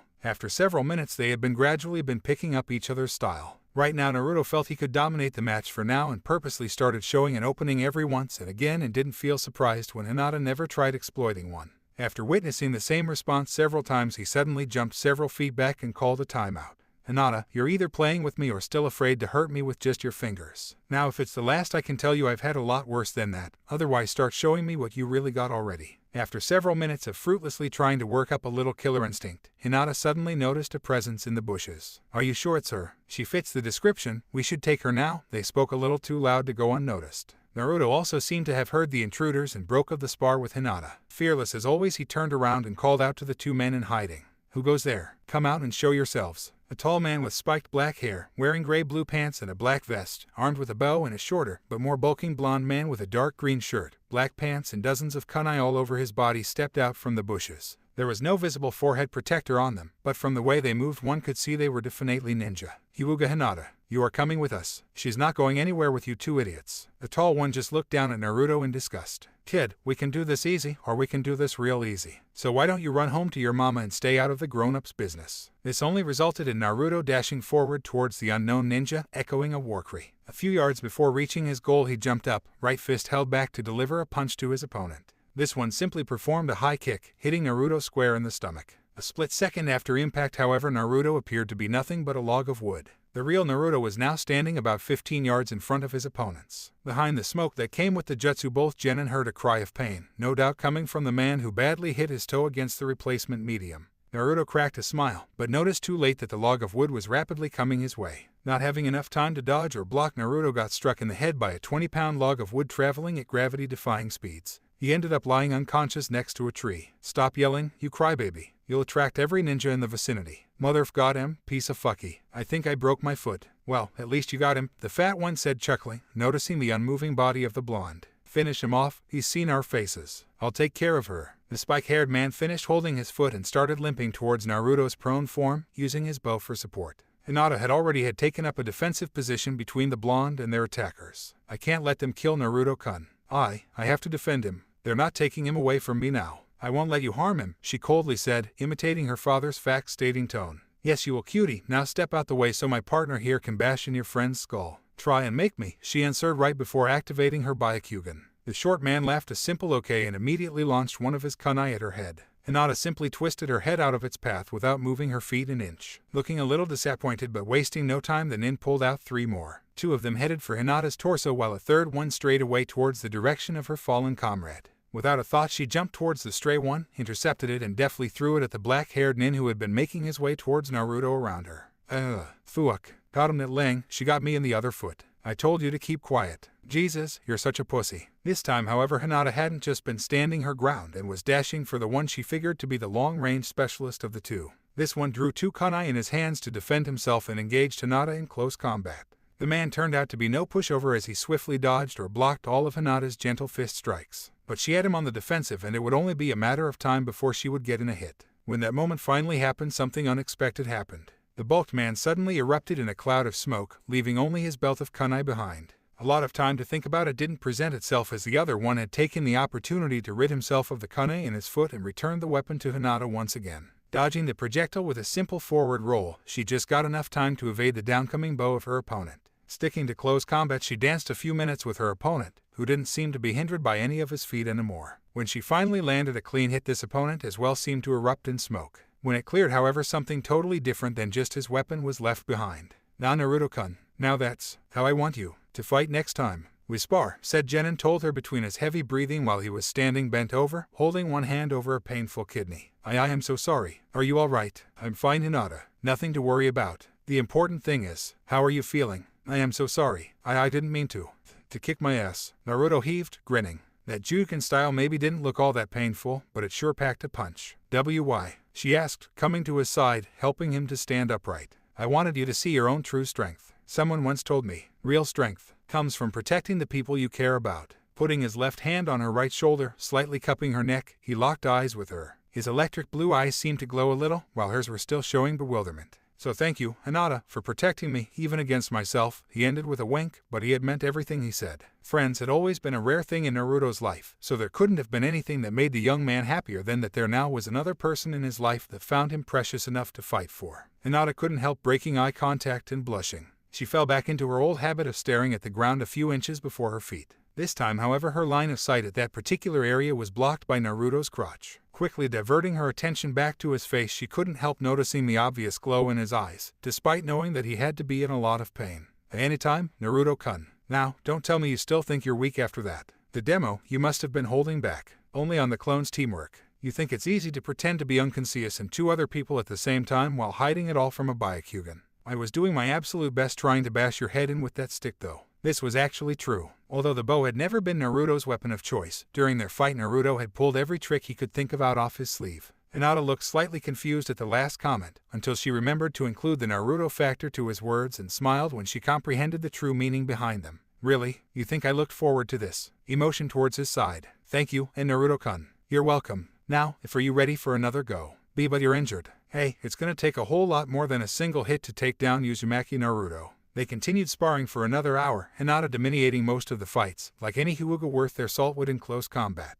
Naruto wouldn't have been Naruto though if he hadn't been able to keep her on her toes, especially when he started incorporating some of the Uchiha fighting style in his moves. Regaining some of their strength back at Ikaraku's, the two agreed on continuing their joint training. Hinata still couldn't believe how strong she really was, and Naruto was just happy his new friend finally seemed to be a little more confident in her own abilities, even if it meant there now was a new person on the block that could hand his ass over to him in a straight taijutsu match. Though it did give him the advantage of actually having a training partner whose mind he wasn't able to read or command. In the end, it was a beneficial agreement for both parties, and even Hinata would someday outclass him by far. He could always raise the bar a little with the help of some friendly neighboring shadows. After finishing his Uzumaki special, saying goodbye to Hinata and another hour of practicing Karyu and Dan, the last technique in the Book of Fire Jutsus, Naruto finally headed back to the library to return both books. The morning after Sakura had honored him with a late-night visit, Naruto wasted no time and immediately headed over to the semi-public Shinobi Library of Konoha. Once there, he changed once more into the image of Sasuke and put on his most evil death glare before marching up to Kazumo and slamming the book down on his desk. We need to talk. Hey, certainly, Uchiha-sama, the librarian gulped. Your office, now. He followed the Chunin through a nearby door and couldn't help grinning when he noticed the cold sweat running down the man's forehead and neck. There was no trace of the smile visible, however, when the man turned around. Now what the hell do you think you're doing telling people that I, Uchiha Sasuke, have been visiting the library? Naruto maybe held his voice down a little, but didn't lose any of its ferocity. I was just... Do you want the whole world to know that the Uchiha clan now depends on Konoha's public services in order to get their jutsus? Have you ever thought about how it would look for Konoha if rumor got out that nearly all of the special Uchiha fire jutsus have become inaccessible? Have you? Well, no sir. You only just what? Told that cute little book brain Haruna. Think for a second, man. Teammate or no, that girl is the biggest blabbermouth in whole of Konoha. I'm sorry, sir. I didn't think it would do any harm. Sasuke seemed to calm down a little. With his left hand he held the bridge of his nose, as if in deep thoughts. Sigh, whatever, it's fine. Now here's what we're gonna do. Ever since then he was able to go there in his own form while still being treated as a person. Happy to at least have the luxury not to worry about that anymore, he now faced a bigger problem. After mastering the jutsu list he had set up for himself and getting himself a sparring partner with whom he could train his taijutsu, he now only needed to worry about one thing. Damn those freaking eyes. Now let's see, what have I learned? First, the obvious fact that they can copy just about any jutsu they see, nin, gen, tai all the same. Sees through gen jutsu, and predict taijutsu movements to a certain extent. When he reaches the 3-pupil stage, he'll be able to see through my clones. So basically every jutsu gets kinda useless. No, that can't be everything, come one Naruto, think. Suddenly our hero found himself looking back over the bridge in Wave Country. The Sharingan isn't as strong as you make people believe. In our last fight I had Haku observe you. He described to me the inner workings of the technique. First you use your eye to scare me and put me under a very clever genjutsu, making me think you can see the future. Then you made me perform the jutsu you wanted to, only to slow me down at the last seal so you can finish first. Very impressive indeed. However, I found a weakness, namely, you can't copy or hypnotize that which you cannot see. Well, that doesn't really help. I can't fight what I can't see. Not yet anyway. Sigh, what about that fight with Haku? After all, he did suddenly develop his Sharingan there. Let's see, we had Haku jumping from mirror to mirror at an insane speed. Destroyed my clones before I even saw the needles flying. Sasuke might have been able to, but he still ended up looking like a pinkish, that's it. Speed. As long as his body isn't able to react to whatever's coming at it, who cares what he can see? Coming to conclusions, Naruto headed for the taijutsu department to see what he could dig up on speed training. He ended up with a copy of Super Excellent Speed Training by someone calling himself the Prideful Green Beast. The texts were kinda long and just plain weird sometimes, but the training in itself looked very thorough. He also liked the reviews it had on the back. The training schedule is utterly insane and only suicidal stamina freaks would ever consider doing Guys True Men training tips. Himuino Iruka, Academy Teacher. An excellent example of the old school training techniques taken to a new level, although somewhat extreme in certain cases. Naruto by Sandame Hokage. Completely ignoring all of the text and the fashion advice, I find this an excellent book if you can draw your own conclusion to the suggested trainings. Midorishi Anko, Anbu. Taking the book home, Naruto immediately went over the instructions on how to make his own white seals. He however stayed far away from the suggested 50 pounds per leg. He tried that the first time and found himself pretty much glued to the ground. Whoever this green beast was, he had to be a monster, which suited Naruto just perfectly fine. 9 a.m. Konoha, little stone bridge on the west side of town. 12 days from the Chunin exam. Where is Kakashi-sensei? Can't he just show already, while Naruto isn't here yet? For once I want to be able to train alone with Sasuke-kun. Kakashi has helped me a lot with my taijutsu lately and I want to show him how much I've improved. Where is that dope this time? 2 days ago Kakashi gave up some bullshit reason why he didn't show, now he's nowhere to be seen. I swear if that dope causes Kakashi to change his mind about the Chunin exam, I'm going to kill him. After several hours of waiting, the Jounin sensei of Team 7 finally decided to show up in his usual fashion. Oh heyo, sorry I'm late. The dry cleaner had shrunken my uniform and I had to get a request new one at the Hokage Tower. Liar, the Kunoichi exclaimed. He's right actually. Sakura the blonde who had suddenly appeared in a similar fashion beneath the lantern pole Kakashi currently sat on. He didn't have any clothing on his torso which looked heavily sweated and was rubbing himself off with a towel. The Chunin in charge of the uniforms didn't believe he was a Jounin when he showed up there in a regular t-shirt and khaki shorts. And where were you? The pink-haired ninja now demanded. Same dry cleaner. So I just took the liberty of taking our shrunken clothes to the orphanage. They just had gotten Coke and ice cream, so a bunch of the toddlers puked on me and I had to go back to my apartment to change. Liars. Both of you. Whatever. So Kakashi, you got us a decent mission while you were at the Hokage Tower. No, I just got my uniform and then hurried to meet you guys. Hey, Iruka, got any C's left? Naruto asked from inside the doorframe, entering the briefing room. Hi Naruto. Now you know you just can't have your pick of the litter when you're always the last team to come get missions. There was a brief poof of smoke and suddenly the silver-haired Jounin found himself clutching the back of his head in pain. Ah, what's a genin to do? He winked at both his former academy teacher and the Hokage. We'll just take whatever you've got left, like always. Happy harvest time then. Farmers on the outskirts of town will be needing your help hauling in the crops for the next 3 days. Reinforcements will be sent tomorrow, tossing him the scroll. 3 days of harvesting. Come on Iruka. Chunin exam is coming up in less than 2 weeks. I'm short on time for training already, Naruto complained while reading the mission scroll. The rest of the team rarely said anything when receiving missions. They had learned when it came to that, Naruto was definitely the better negotiator. Finished reading the scroll, Naruto smiled. I don't guess there'll be a bonus for finishing early. Fat chance of that occurring, Naruto. Last year we sent 2 genin teams and they still needed an extra day. Yeah, let's just say, hypothetically, what if I did it in 1 day? Aha, Naruto, you can't be serious to do 15 field. Then I'm sure your efforts would not go unrewarded, Naruto, the Hokage interrupted. Yosh, I will do all of this in 24 hours, not including traveling time. Expect me back tomorrow at 16.00 hours. If I fail I will run as many laps around Konoha as I am hours late. Kakashi, Iruka and Sarutobi looked shocked and sweat dropped in certain fear as they heard Naruto making the bet with himself. This sounded scary indeed. Hey Dobe, what the hell did you think you were doing back there? The raven-haired boy asked as the team was trekking across the road. Doing us all a favor, what did it look like? Idiot, Naruto bit back. It looked like you were acting as a baka once again. Nobody can do all of this in 1 day, the Kunoichi answered as she was looking over the list of crops. Didn't you hear Iruka? Last time it took 2 teams 4 days. I heard. That means it would take 1 team 8 days or 1 person 24. See, there's no way we can do it in just 1 day. So much brains behind that big forehead and no idea what to do with it, the blonde muttered. What? I said so MUC. We're here, the Jounin interrupted.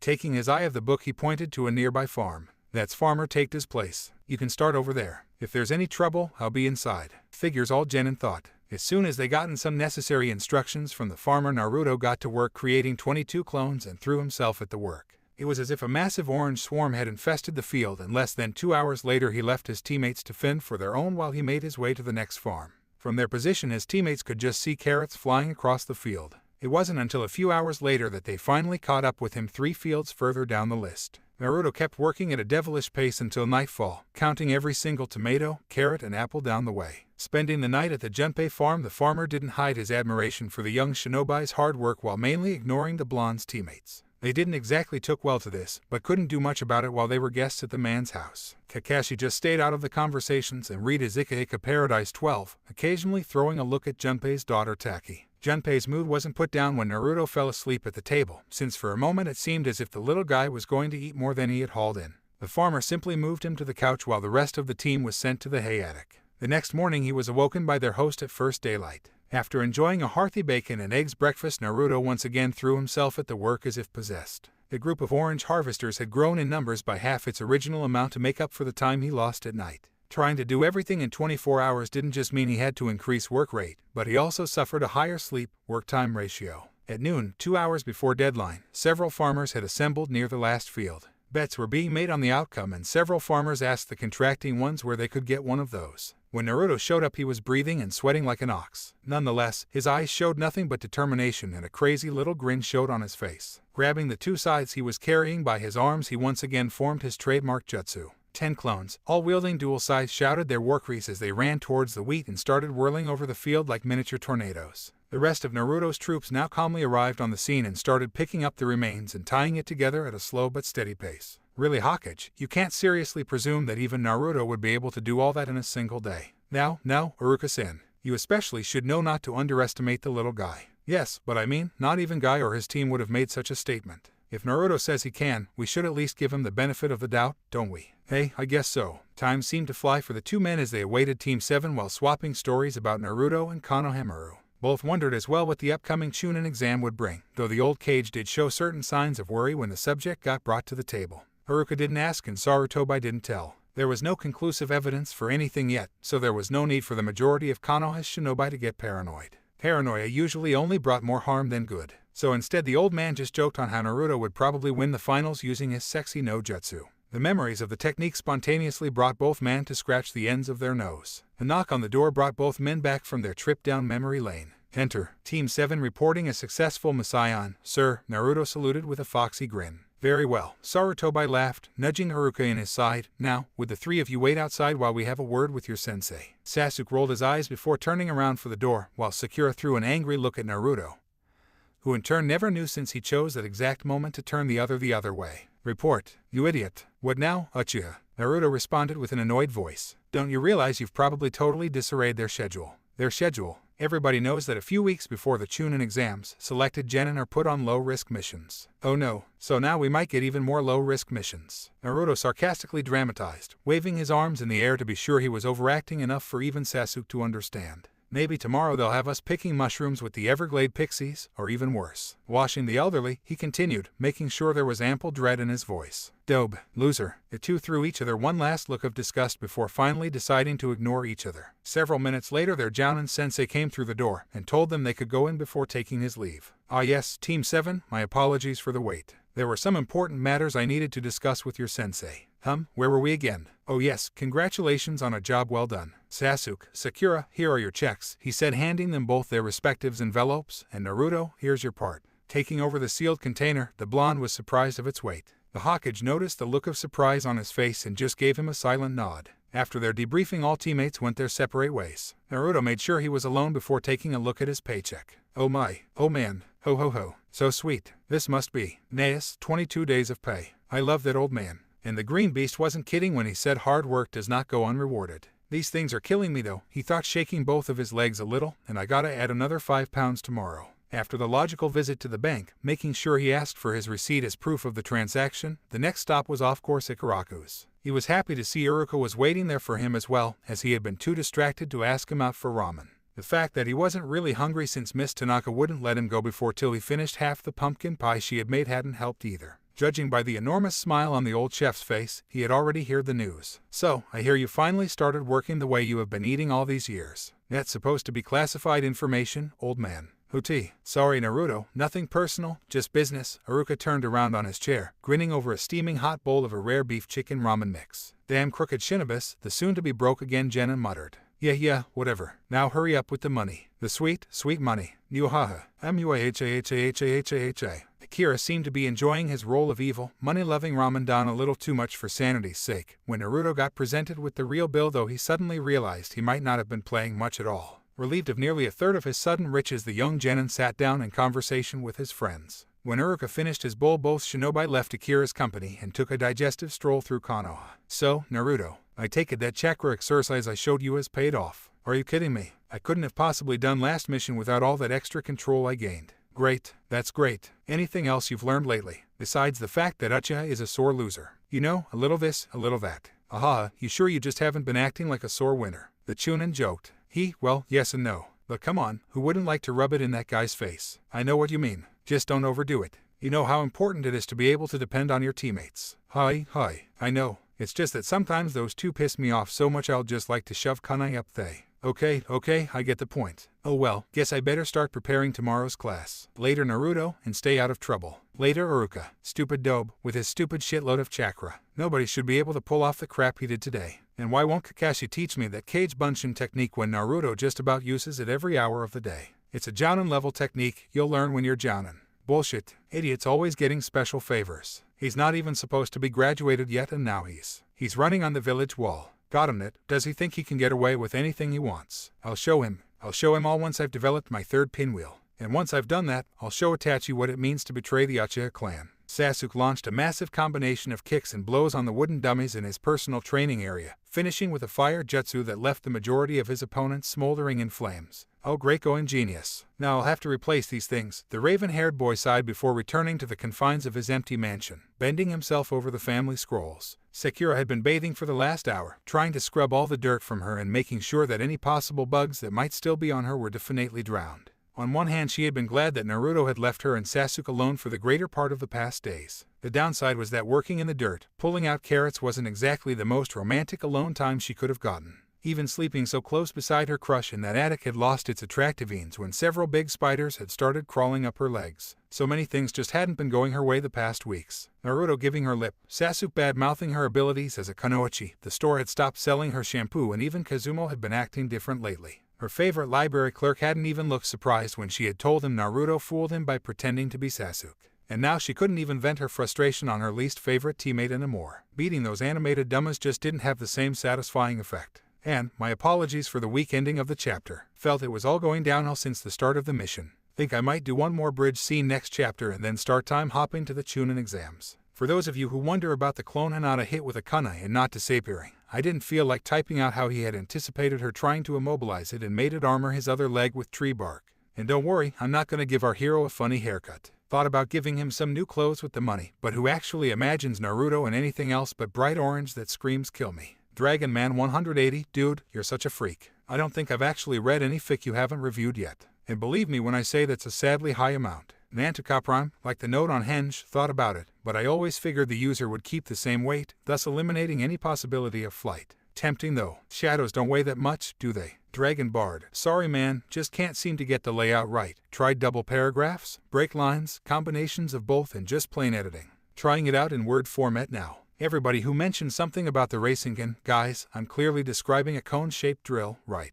If it wasn't clear in the fic, I'm sorry. Every stage of the Rasengan we've seen in the anime or manga was sphere-shaped. It consists of chakra emanated from the hands, yeah. So does the Chidori, Juken style, and Kabuto's chakra scalpel. On another note, since I've been getting enough comments about spelling or grammar, everybody who wants to beta read is welcome to apply. Though it might take quite a while before Chapter 7 might somehow make its way from my brain to my hard disk. If anybody wants to clean up all the errors they've found so far, leave a note and I'll send you my email address. Legal disclaimer, I don't own Naruto or anything related to the series. Neither do I own a ramen stand, a kunai, or my little brother's headband. Author's note, the following chapter is partly inspired by a review of Cyberstrafe. Therefore, if some readers halfway start wondering what the big deal is with Team's reaction to Kakashi's last training session, try to get a hold of your inner 13-year-old. I presume you didn't have internet, cable, or weren't ripe for your age in the things of the flesh. Naruto was currently training his abs, biceps, and chakra control by sticking to a stone ceiling with his fingertips and raising his legs while flaring the chakra drill on and off the beat on his Walkman. He only wore one earpiece so he could stay aware of his surroundings. The other one was tucked away in his jacket with a sound muffler on it. Right now his main problem wasn't hiding the sound from his music, but preventing his teammates from hearing his groans. He was now up to 60 pounds per leg and definitely wouldn't mind if Kakashi came in early today, which was just a nice way to say an hour or two less late. The technique had been coming along nicely the last few days. Yesterday he was finally able to raise it fast enough to cut a clean, inch-deep hole through wood in the time it took a punch to connect. He thought about the results it should have on flesh and didn't know whether to be pleased or disgusted by the no doubt bloody jutsu he had created. Another inconvenient consequence was the inability to practice the technique in combat with an actual opponent. Sure, he could try it out on Uchiha and call it a training accident, but he figured no one would take kindly to him brutally maiming his teammate for life. Nay, Sasuke-kun, do you think Naruto's ever gonna act normal again? There was only a small grunt from her teammate in reply. The kunoichi continued talking as if she understood whatever he meant perfectly though.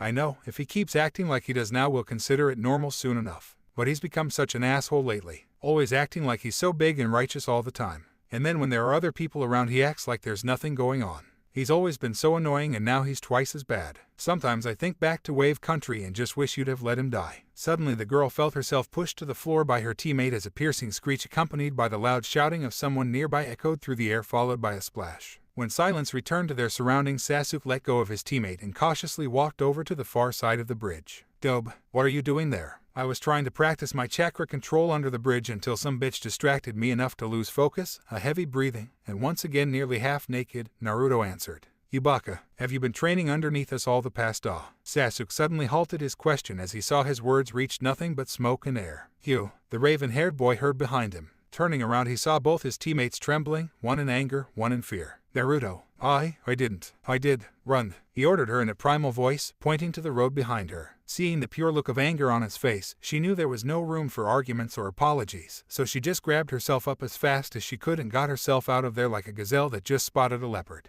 Turning his attention back to the blonde, Sasuke figured he was trying to calm himself down using the old counting back from 10 trick. When he reached 5 however the boy was shocked to see his teammate pull out a kunai and before he could react the blonde hurled it in the direction of the running kunoichi. On 3 Kakashi suddenly appeared between the two and seemed to effortlessly intercept the flying projectile without even taking his eye off his book. The blonde frowned but kept counting. At 1 Sasuke could only make out a single seal and a faint whispered Kairyaman Kawarami no Jutsu. As Naruto's form went up in smoke he looked back at the fleeing girl just in time to see the blonde appear less than a yard in front of her and deliver a mean punch right in her gut. Sakura doubled over in pain, clutching her stomach, trying to gasp for breath. She then felt, more than saw, Naruto bending closer before whispering in her ear. Stupid, shallow, blind, ungrateful fangirl bitch. I'd shove a kunai up your spine if I didn't know any better. With that he just walked back towards the bridge. When he passed Kakashi he casually asked him to return his kunai. Why? So you can try to kill another one of your teammates. Hey, unlike some people here, I don't wish death upon my team members. No matter how much I dislike them. Really? Sure didn't look like that just a few seconds ago. Then maybe you should look underneath the underneath, like you like to put it yourself. Sharing in Kakashi, Naruto responded. And what would I find there, Naruto-kun? The instructor smiled sarcastically. Only the fact that anybody with some decent depth perception would have noticed that my arc was way too high and by the time it reached her it should have been off by a yard to the left. The silver-haired Jounin seemed to ponder upon this for a moment before sending Naruto off to Sasuke. Meanwhile Kakashi went to check up on Sakura who was leaning against a tree for support. Great going Dobe, that stunt might have just cost us our tickets to the Chunin exam. Shut up asshole, was his only reply as he turned around to face the 2 remaining members of his team. When Kakashi arrived he just grunted to follow me and headed to the outskirts of town. All 3 genin did so in silence. After 10 minutes they finally seemed to have reached their destination. Everyone except the Jounin suddenly came to an involuntary halt as they read the sign on the house. He's got to be. He can't be. What the? You guys coming or what? Kakashi told, more than asked them as he entered Wulong's hot baths. The lazy-eyed ninja must have been a regular at the place since the owner knew him by name and he was able to give him some lip without being thrown out when the man made an odd comment about his guests. And the fact that the Jounin had asked for a single group dressing room. Once they had all entered he locked the door. Now strip. The genin just looked at him and each other funny. What? You think I'm kidding? I said strip, now get to it. There wasn't a trace of humor on the man's face. He just stood there arms crossed, raised in his full posture with his normally lazy eye now looking awfully serious. This isn't good. I probably shouldn't have made fun about that eye patch. Now think Naruto, think. Okay, mental checklist. A. Kakashi's a pervert. B. He asked us to get naked. C. One of us is a girl. D. This is really awkward. Oh, and E. We hate each other. Okay, since there's not much input from those 2 let's go with D for now. Aim, Kakashi, this is really awkward. What is? Don't tell me that despite apparently wearing the same clothes every day you've never taken them off. Now get out of them. That's an order. What about Sakura? Sasuke now offered. I think Naruto would agree if I said kunoichi are to be treated as complete equals in the ninja world. Shit, I was afraid he'd say that. Come on, there's got to be something I'm missing. I know there is.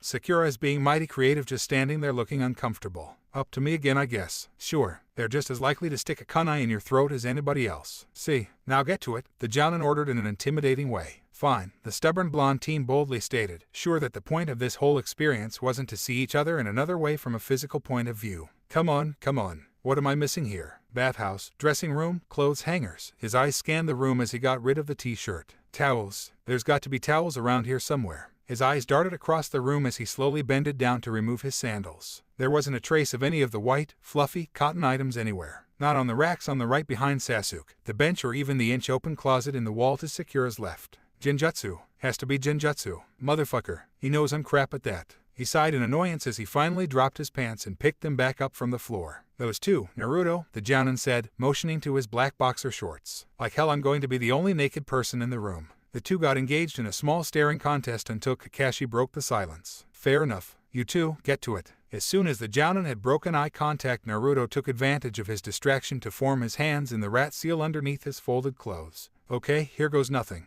Kai, nothing. He tried again, concentrating on several parts of the room. Still nothing. 20 consecutive tries didn't even reveal a hint of the desired items. Shit, not that either, huh? Damn it, I'm running out of options here. He was running out of time as well. As soon as their sensei took out what he claimed were their entrance tickets to the Chunin exam and threatened to bring them in real close proximity to the small fire jutsu he had concentrated on the tip of his finger, the Uchiha's clothes practically went flying across the room. At least Sakura seemed to brighten up at the occurrence. Naruto just let out an amused sigh at the sight of his rival in old-fashioned, little boyish, baby blue underpants. All eyes were now on her. Sasuke clenched his fists, obviously resisting the urge to personally rip her clothes of her. Slowly she dropped on her knee and started untying her shoelaces. Her hands were shaking a little, and it was clear she had imagined her first time getting naked with the object of her affection in a totally different manner. After she had carefully put away her combat boots, she started picking open the buttons on her red Chinese-style dress one by one. Underneath, a white sleeveless top revealed itself. As she went to one of the clothes hangers on Sasuke's side, Naruto caught the little unnatural motion of her hand when she opted to touch the towel rack.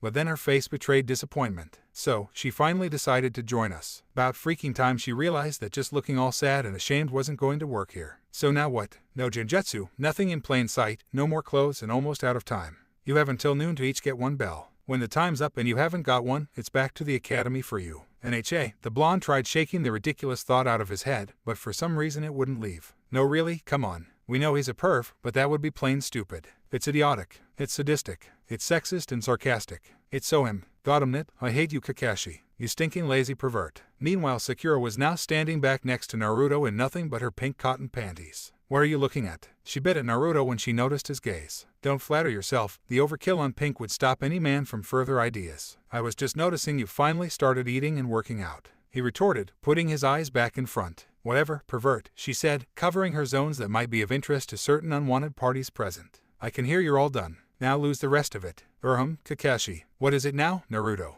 The man asked, obviously losing his patience. You wouldn't be holding two towels behind your back, would you? An upward motion made its way across the teacher's face mask, one that all his students had learned to comprehend as an ill omen. No, the Genin's sweat dropped. I figured it was getting old. However, reaching behind his back, he suddenly conjured up one giant beach towel. Can we vote on this? No. A general disappointed muttering was heard. 1 towel, 1 hour, 2 rules, no weapons and no property damage. That includes completely filling the room up to the ceiling with cage bunshin, weak flooring, he illustrated by shifting his weight on the floor, making the wood creak. Round 1, fight. Sasuke didn't waste any time and immediately opened up with a forward jumping kick. Kakashi easily caught the offending leg with his left hand. The Uchiha, however, twisted his body with the captured leg as rotating axis and now brought down his right leg towards his teacher's head. Before he could connect, however, the boy had already been thrown across the room, ending in a crouched position on the wall. During Sasuke's brief flight, Naruto had already filled in his position on the offensive front. He started with a leg sweep, which Kakashi easily sidestepped and rewarded with snap of the towel to the blonde's chest. Naruto's offense wasn't so easily stopped, however, and he charged in once more, this time aiming for the man's abdomen.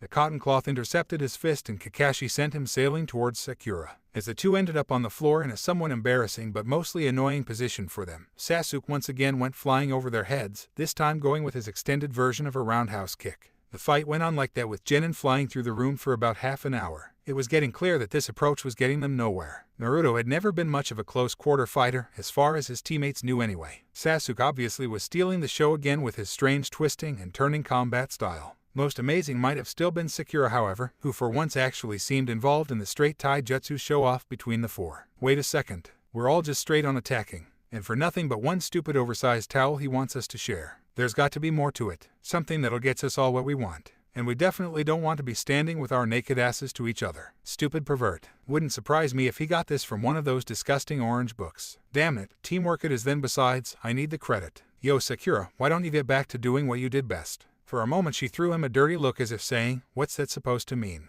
But when he suddenly changed his appearance into hers, she nodded her head in understanding. Sasuke-kun, you look so great sticking to the walls, he now said, utterly disgusted with himself. The raven-haired boy just nodded, performed henge and now approached their teacher in a more vertical manner. Kakashi looked unfazed as he was attacked by a sudden horde of half-naked overly pink girls. Two jumped at him from the side. A simple fast wave from the towel revealed they were Bunshin. There were still 5 others though. The one in the back had to be Sakura. He figured the angriest looking one on the wall to be Sasuke. That just left Naruto. A wide arcing kick as a response to the joint triple attack that combined Sakura's in front of him revealed the left one to be the only solid one. As he came to a halt colliding with the door and the smoke of the dispelled henge, there was a grin visible on his face. What are you smiling about, Naruto? Game over, Kakashi-sensei. A sudden orange streak moved across the room, from Kakashi's right into Naruto's hand. Cage Bunshin hiding in the regular Bunshin. Ki, please. He held out his other hand, as he waved with Ika Paradise 5, make out mountaineering. The Jounin quickly patted his left rear pocket to confirm Naruto was actually holding the real deal. When he found nothing, he was quick to give in to the genin's demands. Sure, just don't damage it. Here, he said hurriedly, throwing him the key to the dressing room. Now, put it gently on the floor and walk away slowly. Sorry, sensei, but you know I have to try it out first, he grinned, getting up and turning to face the door. The rest of the team swore he was moving so slowly they could actually see time fly by. Most of them didn't mind though. When the click of lock-meeting key was finally heard and Naruto was reassured, Kakashi suddenly moved so fast the blonde didn't even notice his bargaining chip escaped his hand until he turned around and saw the two reunited in a tight embrace. Leaving the disturbing scene behind him for what it was, he opened the door and called for the owner to bring them 3 extra towels. When all 4 members of Team 7 finally made it into the hot spring, Kakashi however still wasn't wearing his most worry-free face. Now, will one of you tell me why my subordinates recklessly attack each other outside sparring matches? None of the 3 seemed eager to answer. Naruto knew he hadn't handled the situation the politically correct way, but since when did anybody on Team 7 care about that? Sakura realized that saying you wish one teammate was dead to another one wasn't exactly the smartest thing to do. Sasuke on the other hand only worried about how this would affect his chances at getting in the Chunin exam. He needed to get in. He had to make Chunin. He was already behind his brother. No one's talking? Fine. I guess I can always make you guys walk home in that towel. And then we'll have the next month and a half to work on teamwork while the rest of the genin take the exam. That also means that there will be more than enough D-rank missions for us to go around. For the next 6 months. No, we can't have that. I need to get into the Chunin exam now. You're not fucking me over after all that training? Kakashi shouldn't have said anything about that death wish shit earlier to him. Okay, Naruto started, seeing there was no help from his teammates. Haruno opened her big mouth. Something incredibly stupid flew out and I overreacted. So, Sakura, what was it exactly that escaped your mouth? It doesn't matter. And I don't want to hear it again. Surely, Naruto, if there is a problem in the team, especially this close to the exam, I should be aware. It's not a problem. It won't jeopardize teamwork. I think we showed that just now. Actually, I saw very little team spirit back in there. Nanny, Naruto questioned his teacher's judgment. Sakura should have never had to take her clothes off in front of us in the first place. Then what about treating Kunoichi as complete equals? How about treating this one as a teammate who you have to keep into account? I sure as hell didn't hear her complain. Besides, I figured this was another one of your strange, twisted and perverted team-building exercises, Naruto explained himself, hoping to divert the attention long enough to cash in their exam entrance tickets. Kakashi in truth was just stressed out from dealing with his idiotic, shallow and selfish genin team. He could actually use the minimum 6-day vacation. Naruto and Sasuke seemed capable enough to survive the first 2 parts of the exam. Sakura, she could hold them back a little, but maybe that was necessary. Otherwise the other 2 would probably rush into any opponent without thinking. And if the experience didn't kill them, it would only bring them out stronger. They'd need to be strong. If Orochimaru were indeed to attack soon, they would need to be as strong as they could. The snake would probably bring some friends. Maybe the Sans. Things had become pretty unstable in the desert with the Daimyo cutting their budget. Or the newly erected Sound. But the Jounin doubted such a small, newly erected village would dare face the might of Konoha. Anyway, the exam was as good an opportunity as any to gauge his team's strength. Besides, he might as well give them home advantage while he could. Things had been exciting for a while there, but now Naruto was able to relax. Admittedly, he had been a little surprised when Kakashi finally decided he'd allow him to participate in the Chunin exam. Walking through the village, he suddenly found himself being followed by a strange rectangle-shaped rock with 2 holes in it. Tanohamaru, what have I told you about that disguise? I swear if you use that thing again, I'm not gonna play with you anymore. A large explosion went off on the street and 3 coughing little kids appeared. Cough, cough, sorry leader. Still too much gunpowder. Udon emerged from the smoke. Leader, will you still play ninja with us now? Mogi pleaded, her face still black as a coal. I don't know. I should be training for Chunin exam and you guys didn't do what I asked. Nay, Naruto, you're in the Chunin exam now. Konohamaru shouted. Hell yeah. I'm so gonna beat you to becoming Hokage now, Konohamaru. No way. I'll become Hokage way before you'll even make Jounin. Oh yeah. Then show me what you got, kids. The blonde grinned, initiating their little playtime. Naruto rarely had any playtime when he was their age. Spending time with the Konohamaru Corps was his little way of catching up. Playing ninja. Who knows how much better he had been able to do at the academy if he just had someone to play such a stupid, little game with. Half an hour into their recreation, Konohamaru suddenly bumped into someone. A guy in a black jumpsuit, wearing face paint, violently pulled him up by his collar. You little runt, watch where you're going. Sorry, it was an accident. Maybe I should give you a little accident of your own, so it won't happen again. Hey, get your hands off that kid. Why should I do such a thing, Leaf Nin? Naruto sighed as if in disappointment. You just had to ask, Oh well, Konohamaru, go easy on him. Remember, he's a guest here. The little academy student had a look of panic and disbelief on him. Was his leader just gonna idly stand by and watch as he was gonna get beaten up by this Sand Nin? Then for an instant it seemed as if something shifted when the scared genin suddenly grinned. Like a cat, Konohamaru twisted his body so that his feet came within kicking distance to the man's face. The Sand Nin reacted, however, pulling his face back and dropping the arm in which he held the little kid. This was exactly what the boy had been counting on, as now he was getting propelled to arm's reach of the guy's family heirlooms. Hitting the man square in the jackpot, he managed to get free of his assaulter and ran towards Naruto's side. Hiding behind his leader's leg, he stuck his tongue out towards the visitor. Konohamaru, go back to Mogi and Udon, he said, motioning the child back, then shifting his gaze back to their guest. Got him, little shit. Get back here, yo. He was just an academy student. Imagine what I would do to you, not to mention the Anbu. You're bluffing, the youngster said, trying to look triumphant while still clutching his balls, making it quite impossible. Maybe, but since you just lost to an 8-year-old, do you think I really need to? You could always check with my teammate, he said while pointing to the tree next to the Sand Nin. Unlike your child-molesting teammate, we'd like to welcome you to Konoha, said a Sasuke clone, who appeared right beside the redhead who had been hiding in a tree. Only a poof was heard in reply, as a spike of sand destroyed the clone, going straight through his heart. Another poof and Sasuke emerged back right next to his teammate. The redhead then simply disappeared in a mass of swirling sand to reappear between his two fellow Sand Nin. Leaf Nin, what is your name? The redhead asked, looking the clone in his eyes. Who's asking? My name is Gaara. Gaara of the desert. Uchiha Sasuke. You have the same eyes as me, Uchiha. I think I'll make you my prey. Kankuro, Tenmari, let's go. He squinted his eyes before turning around to leave. What the? That ain't right. Idiot is impressed by a clone. What is it with that guy? I mean, sure, I make a pretty good clone, but come on. He's not even here and he still gets all the attention. You have to admit though, I do look fantastic. He threw the clone a raised eyebrow. Why don't you go do whatever's on your piece of my mind? Sweet, field trip.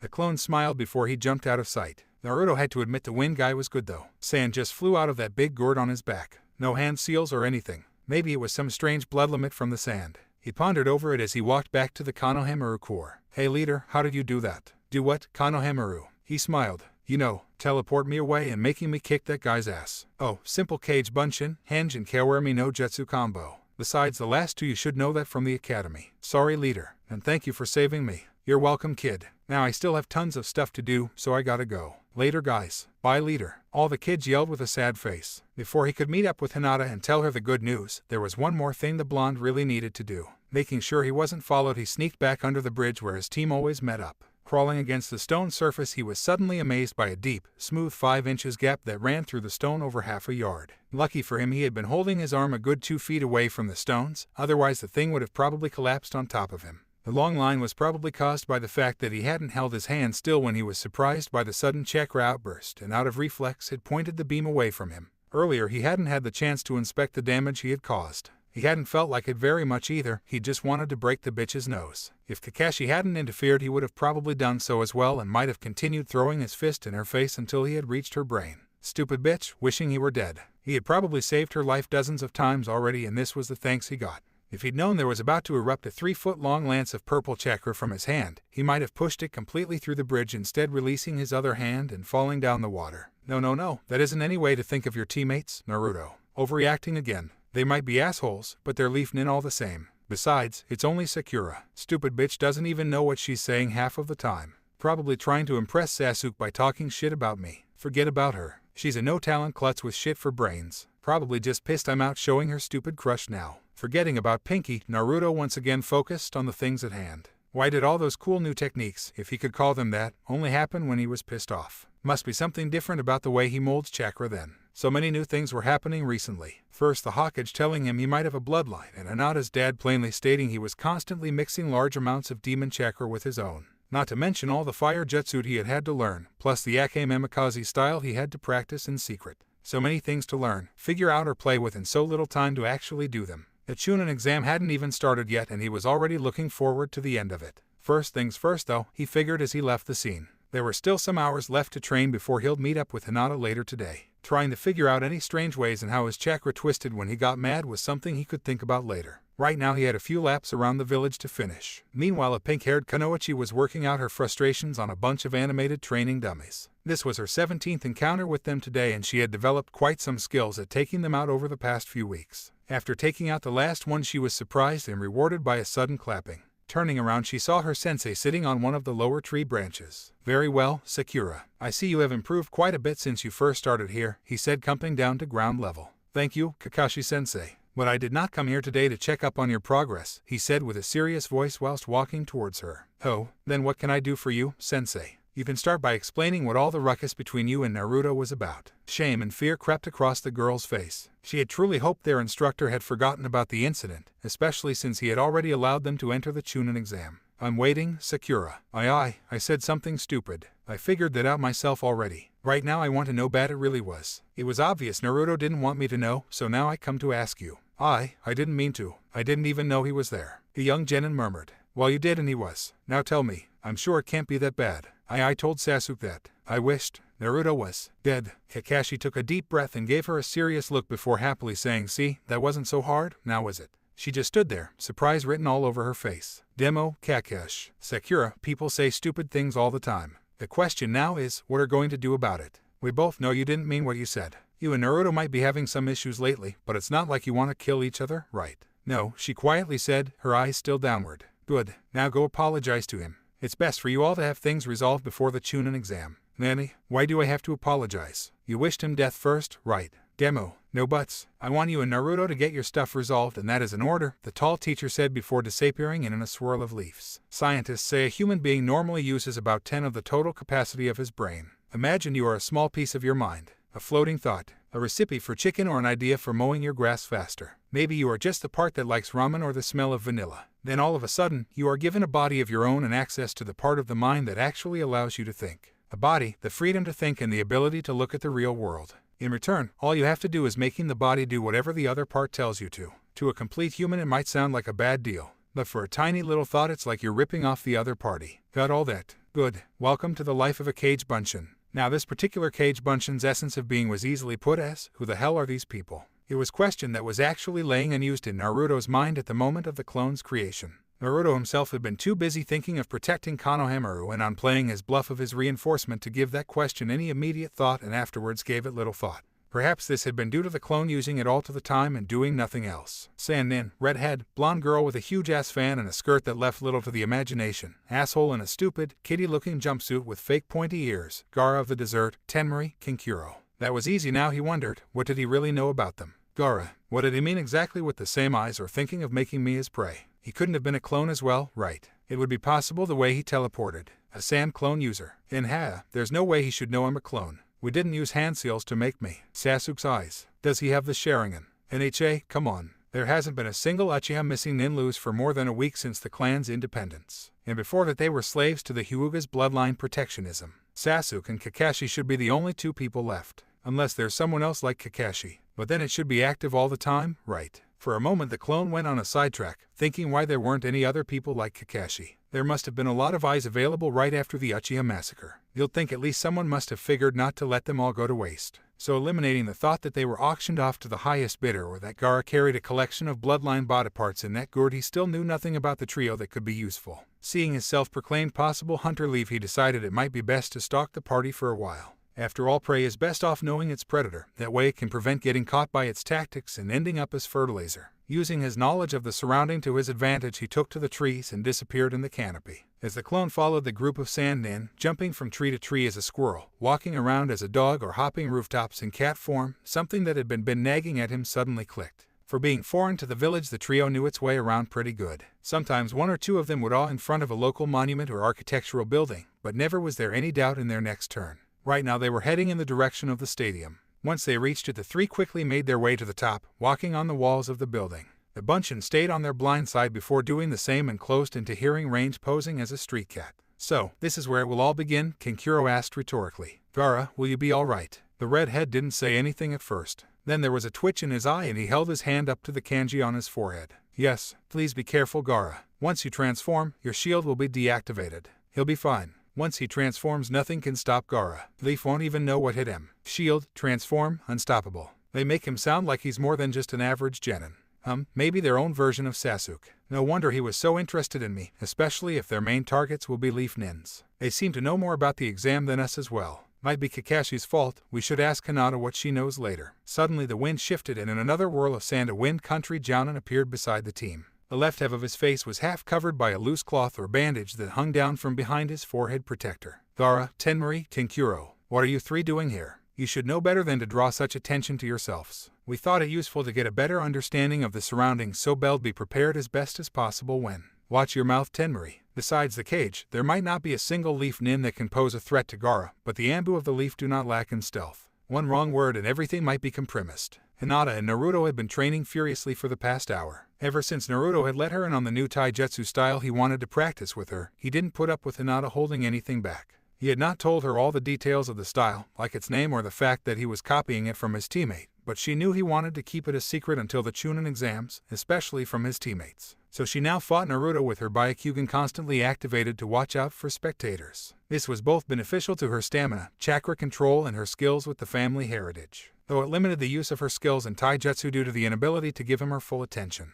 Naruto himself wasn't slacking off either. At every moment during their sparring he had a minimum of 8 clones actively guarding and patrolling their practice area, while another 2 observed both combatants, anxiously making notes in 2 small red books. The one observing Hinata had the more difficult task of analyzing and understanding the Juryuken style while taking note of any possible errors in the blue-haired girl's personal use of the style. This way both parties got something out of the deal. While the other clone that observed Naruto had a little different job. He and his creator were in constant telepathic contact, the clone going over a list of moves and combinations Naruto was to execute while simultaneously writing down and telling him of any flaws in his execution. Despite both combatants' invisible strains of mental activity, any possible observer would be impressed by the genin's techniques and acrobatic movements. Suddenly the Hyuga-era's eyes caught something a few dozen yards behind the tree line. "Naruto, I know," he winked, dropping his stance and smoothly returning to his old street fighting style. "It is one of your teammates, shouldn't you say something to her?" Hinata asked between breaths as she launched into a combination of punches, kicks, and a sweep that got her crush hitting the ground very unceremoniously. She suppressed a small giggle as she knew he was faking the sudden weakness and pulling it all up very convincingly. "We had a little disagreement this morning." He avoided the answer, flipping to his feet. "Things might get ugly if she comes. I'd prefer to avoid the trouble if possible." "Since when do you try to stay out of trouble?" she teased right before striking his left shoulder and closing off one of his tenketsu. "Oh, and since when did you get so feisty?" The blonde whined with a laugh to suppress the pain. The girl just smiled. A few days ago she was finally getting able to hide her blushing to an extent, but the little red shade that did get through to her cheeks now gave her a somewhat naughty look. Naruto, Hinata, a pink-haired kunoichi approached them from behind the trees. "Hello, Sakura," Hinata smiled. "Haruno," it was more a sigh than a greeting from the blonde. "Naruto, can we talk?" He eyed the girl for a second before answering. "Sure." Poking Hinata in her side he winked, "Hey, this ain't over yet. I'll see you in a minute," before hopping off into the trees. Halting on a thick nearby branch he turned towards his teammate. "Talk." "Naruto, I'm sorry." Did you mean it?" he asked, eyes like cold blue steel. Of course I mean it. I meant, did you mean it when you said you sometimes wish I was dead?" The only emotion that was hearable in his voice was the fact that he was trying not to shout. Or are you still trying to impress Sasuke by talking me down?" "No, you're not." Well, good for you, I guess." He didn't hide his surprise but didn't lose any of his confidence as he leaned relaxed back to the tree trunk. "Maybe I was." Sigh Naruto, "I'm sorry. I didn't mean what I said. You were just being you." "Yeah, okay. Maybe I overreacted." "Naruto, you think we can just, get back to normal to each other?" "No." The answer came quick, flat, and short. "I know what normal you mean, and you should have realized a long time ago I didn't particularly like that treatment." Sakura didn't answer. She had realized her treatment towards her teammate hadn't always been very just. That didn't mean she liked apologizing to this new Naruto, however. It wasn't like he was being very friendly himself. The blonde let out another deep breath before answering. Whatever, let's just enter the Chunin exam with a clean slate, we'll see how we get along afterwards. His teammate considered this for a moment before agreeing to the terms and being back on her way, leaving him and Hinata alone once again. Meanwhile, a single Kage Bunshin was experiencing feelings of annoyance, amusement, and intrigue concerning a certain sand inn. Already several flower pots had met their demise when they had fallen from a second-story window and crashed onto a shield of sand. At a certain point during its quest, the clone had impersonated 2 young children on kunai practice, only to have the wooden, blunt projectiles intercepted and returned at full speed. Only their clever, clumsy-looking reaction had saved him and his partner from exposing themselves then. Yet it was worth it just to know that Gaara's shield wasn't just a defense. Something else that bothered him was the fact that the shield seemed to respond to threats autonomously. Very strange indeed. A technique that so advanced would require a huge constant amount of chakra even if it was a bloodline. Yet the clone couldn't detect him using any at all. Only one thing was certain, this guy definitely wasn't a regular genin. And, yeah, Naruto has a Walkman. Would have given him an iPod, but then he'd also needed a computer and maybe broadband. Then he would have just spent all his time watching porn. Kairyao and Kawarami no Jutsu, improved product replacement technique, not a real technique. For a few chapters I've been letting Naruto seemingly appear out of nowhere. In truth, he just performs a long-range Kage Bunshin, which he uses as a replacement medium for Kawarami. With Sasuke and Kakashi watching, he had to bluff to not let them find out about his long-range Kage Bunshin capabilities. I'm really starting to dislike writing combat, especially including Sakura. I mean, could that girl actually do anything besides clones and basic kicks and punches in canon? Talent for Jinjutsu, my ass. Ake Mamikaze style. Forgot to write down what I meant by it when I named the style, had to look it up to find it again. I translate stuff with dictionary for all who are interested. Akame, bloodshot eyes, red mullet. Amikaze, rain and wind, driving rain. I figure I just meant red-eyed wind or something. Okay, sadly the chapter is over, and if you enjoyed, just leave a like, and subscribe with post notification, so when the next chapter is ready, you will be notified. Okay, see you in the next video. Bye.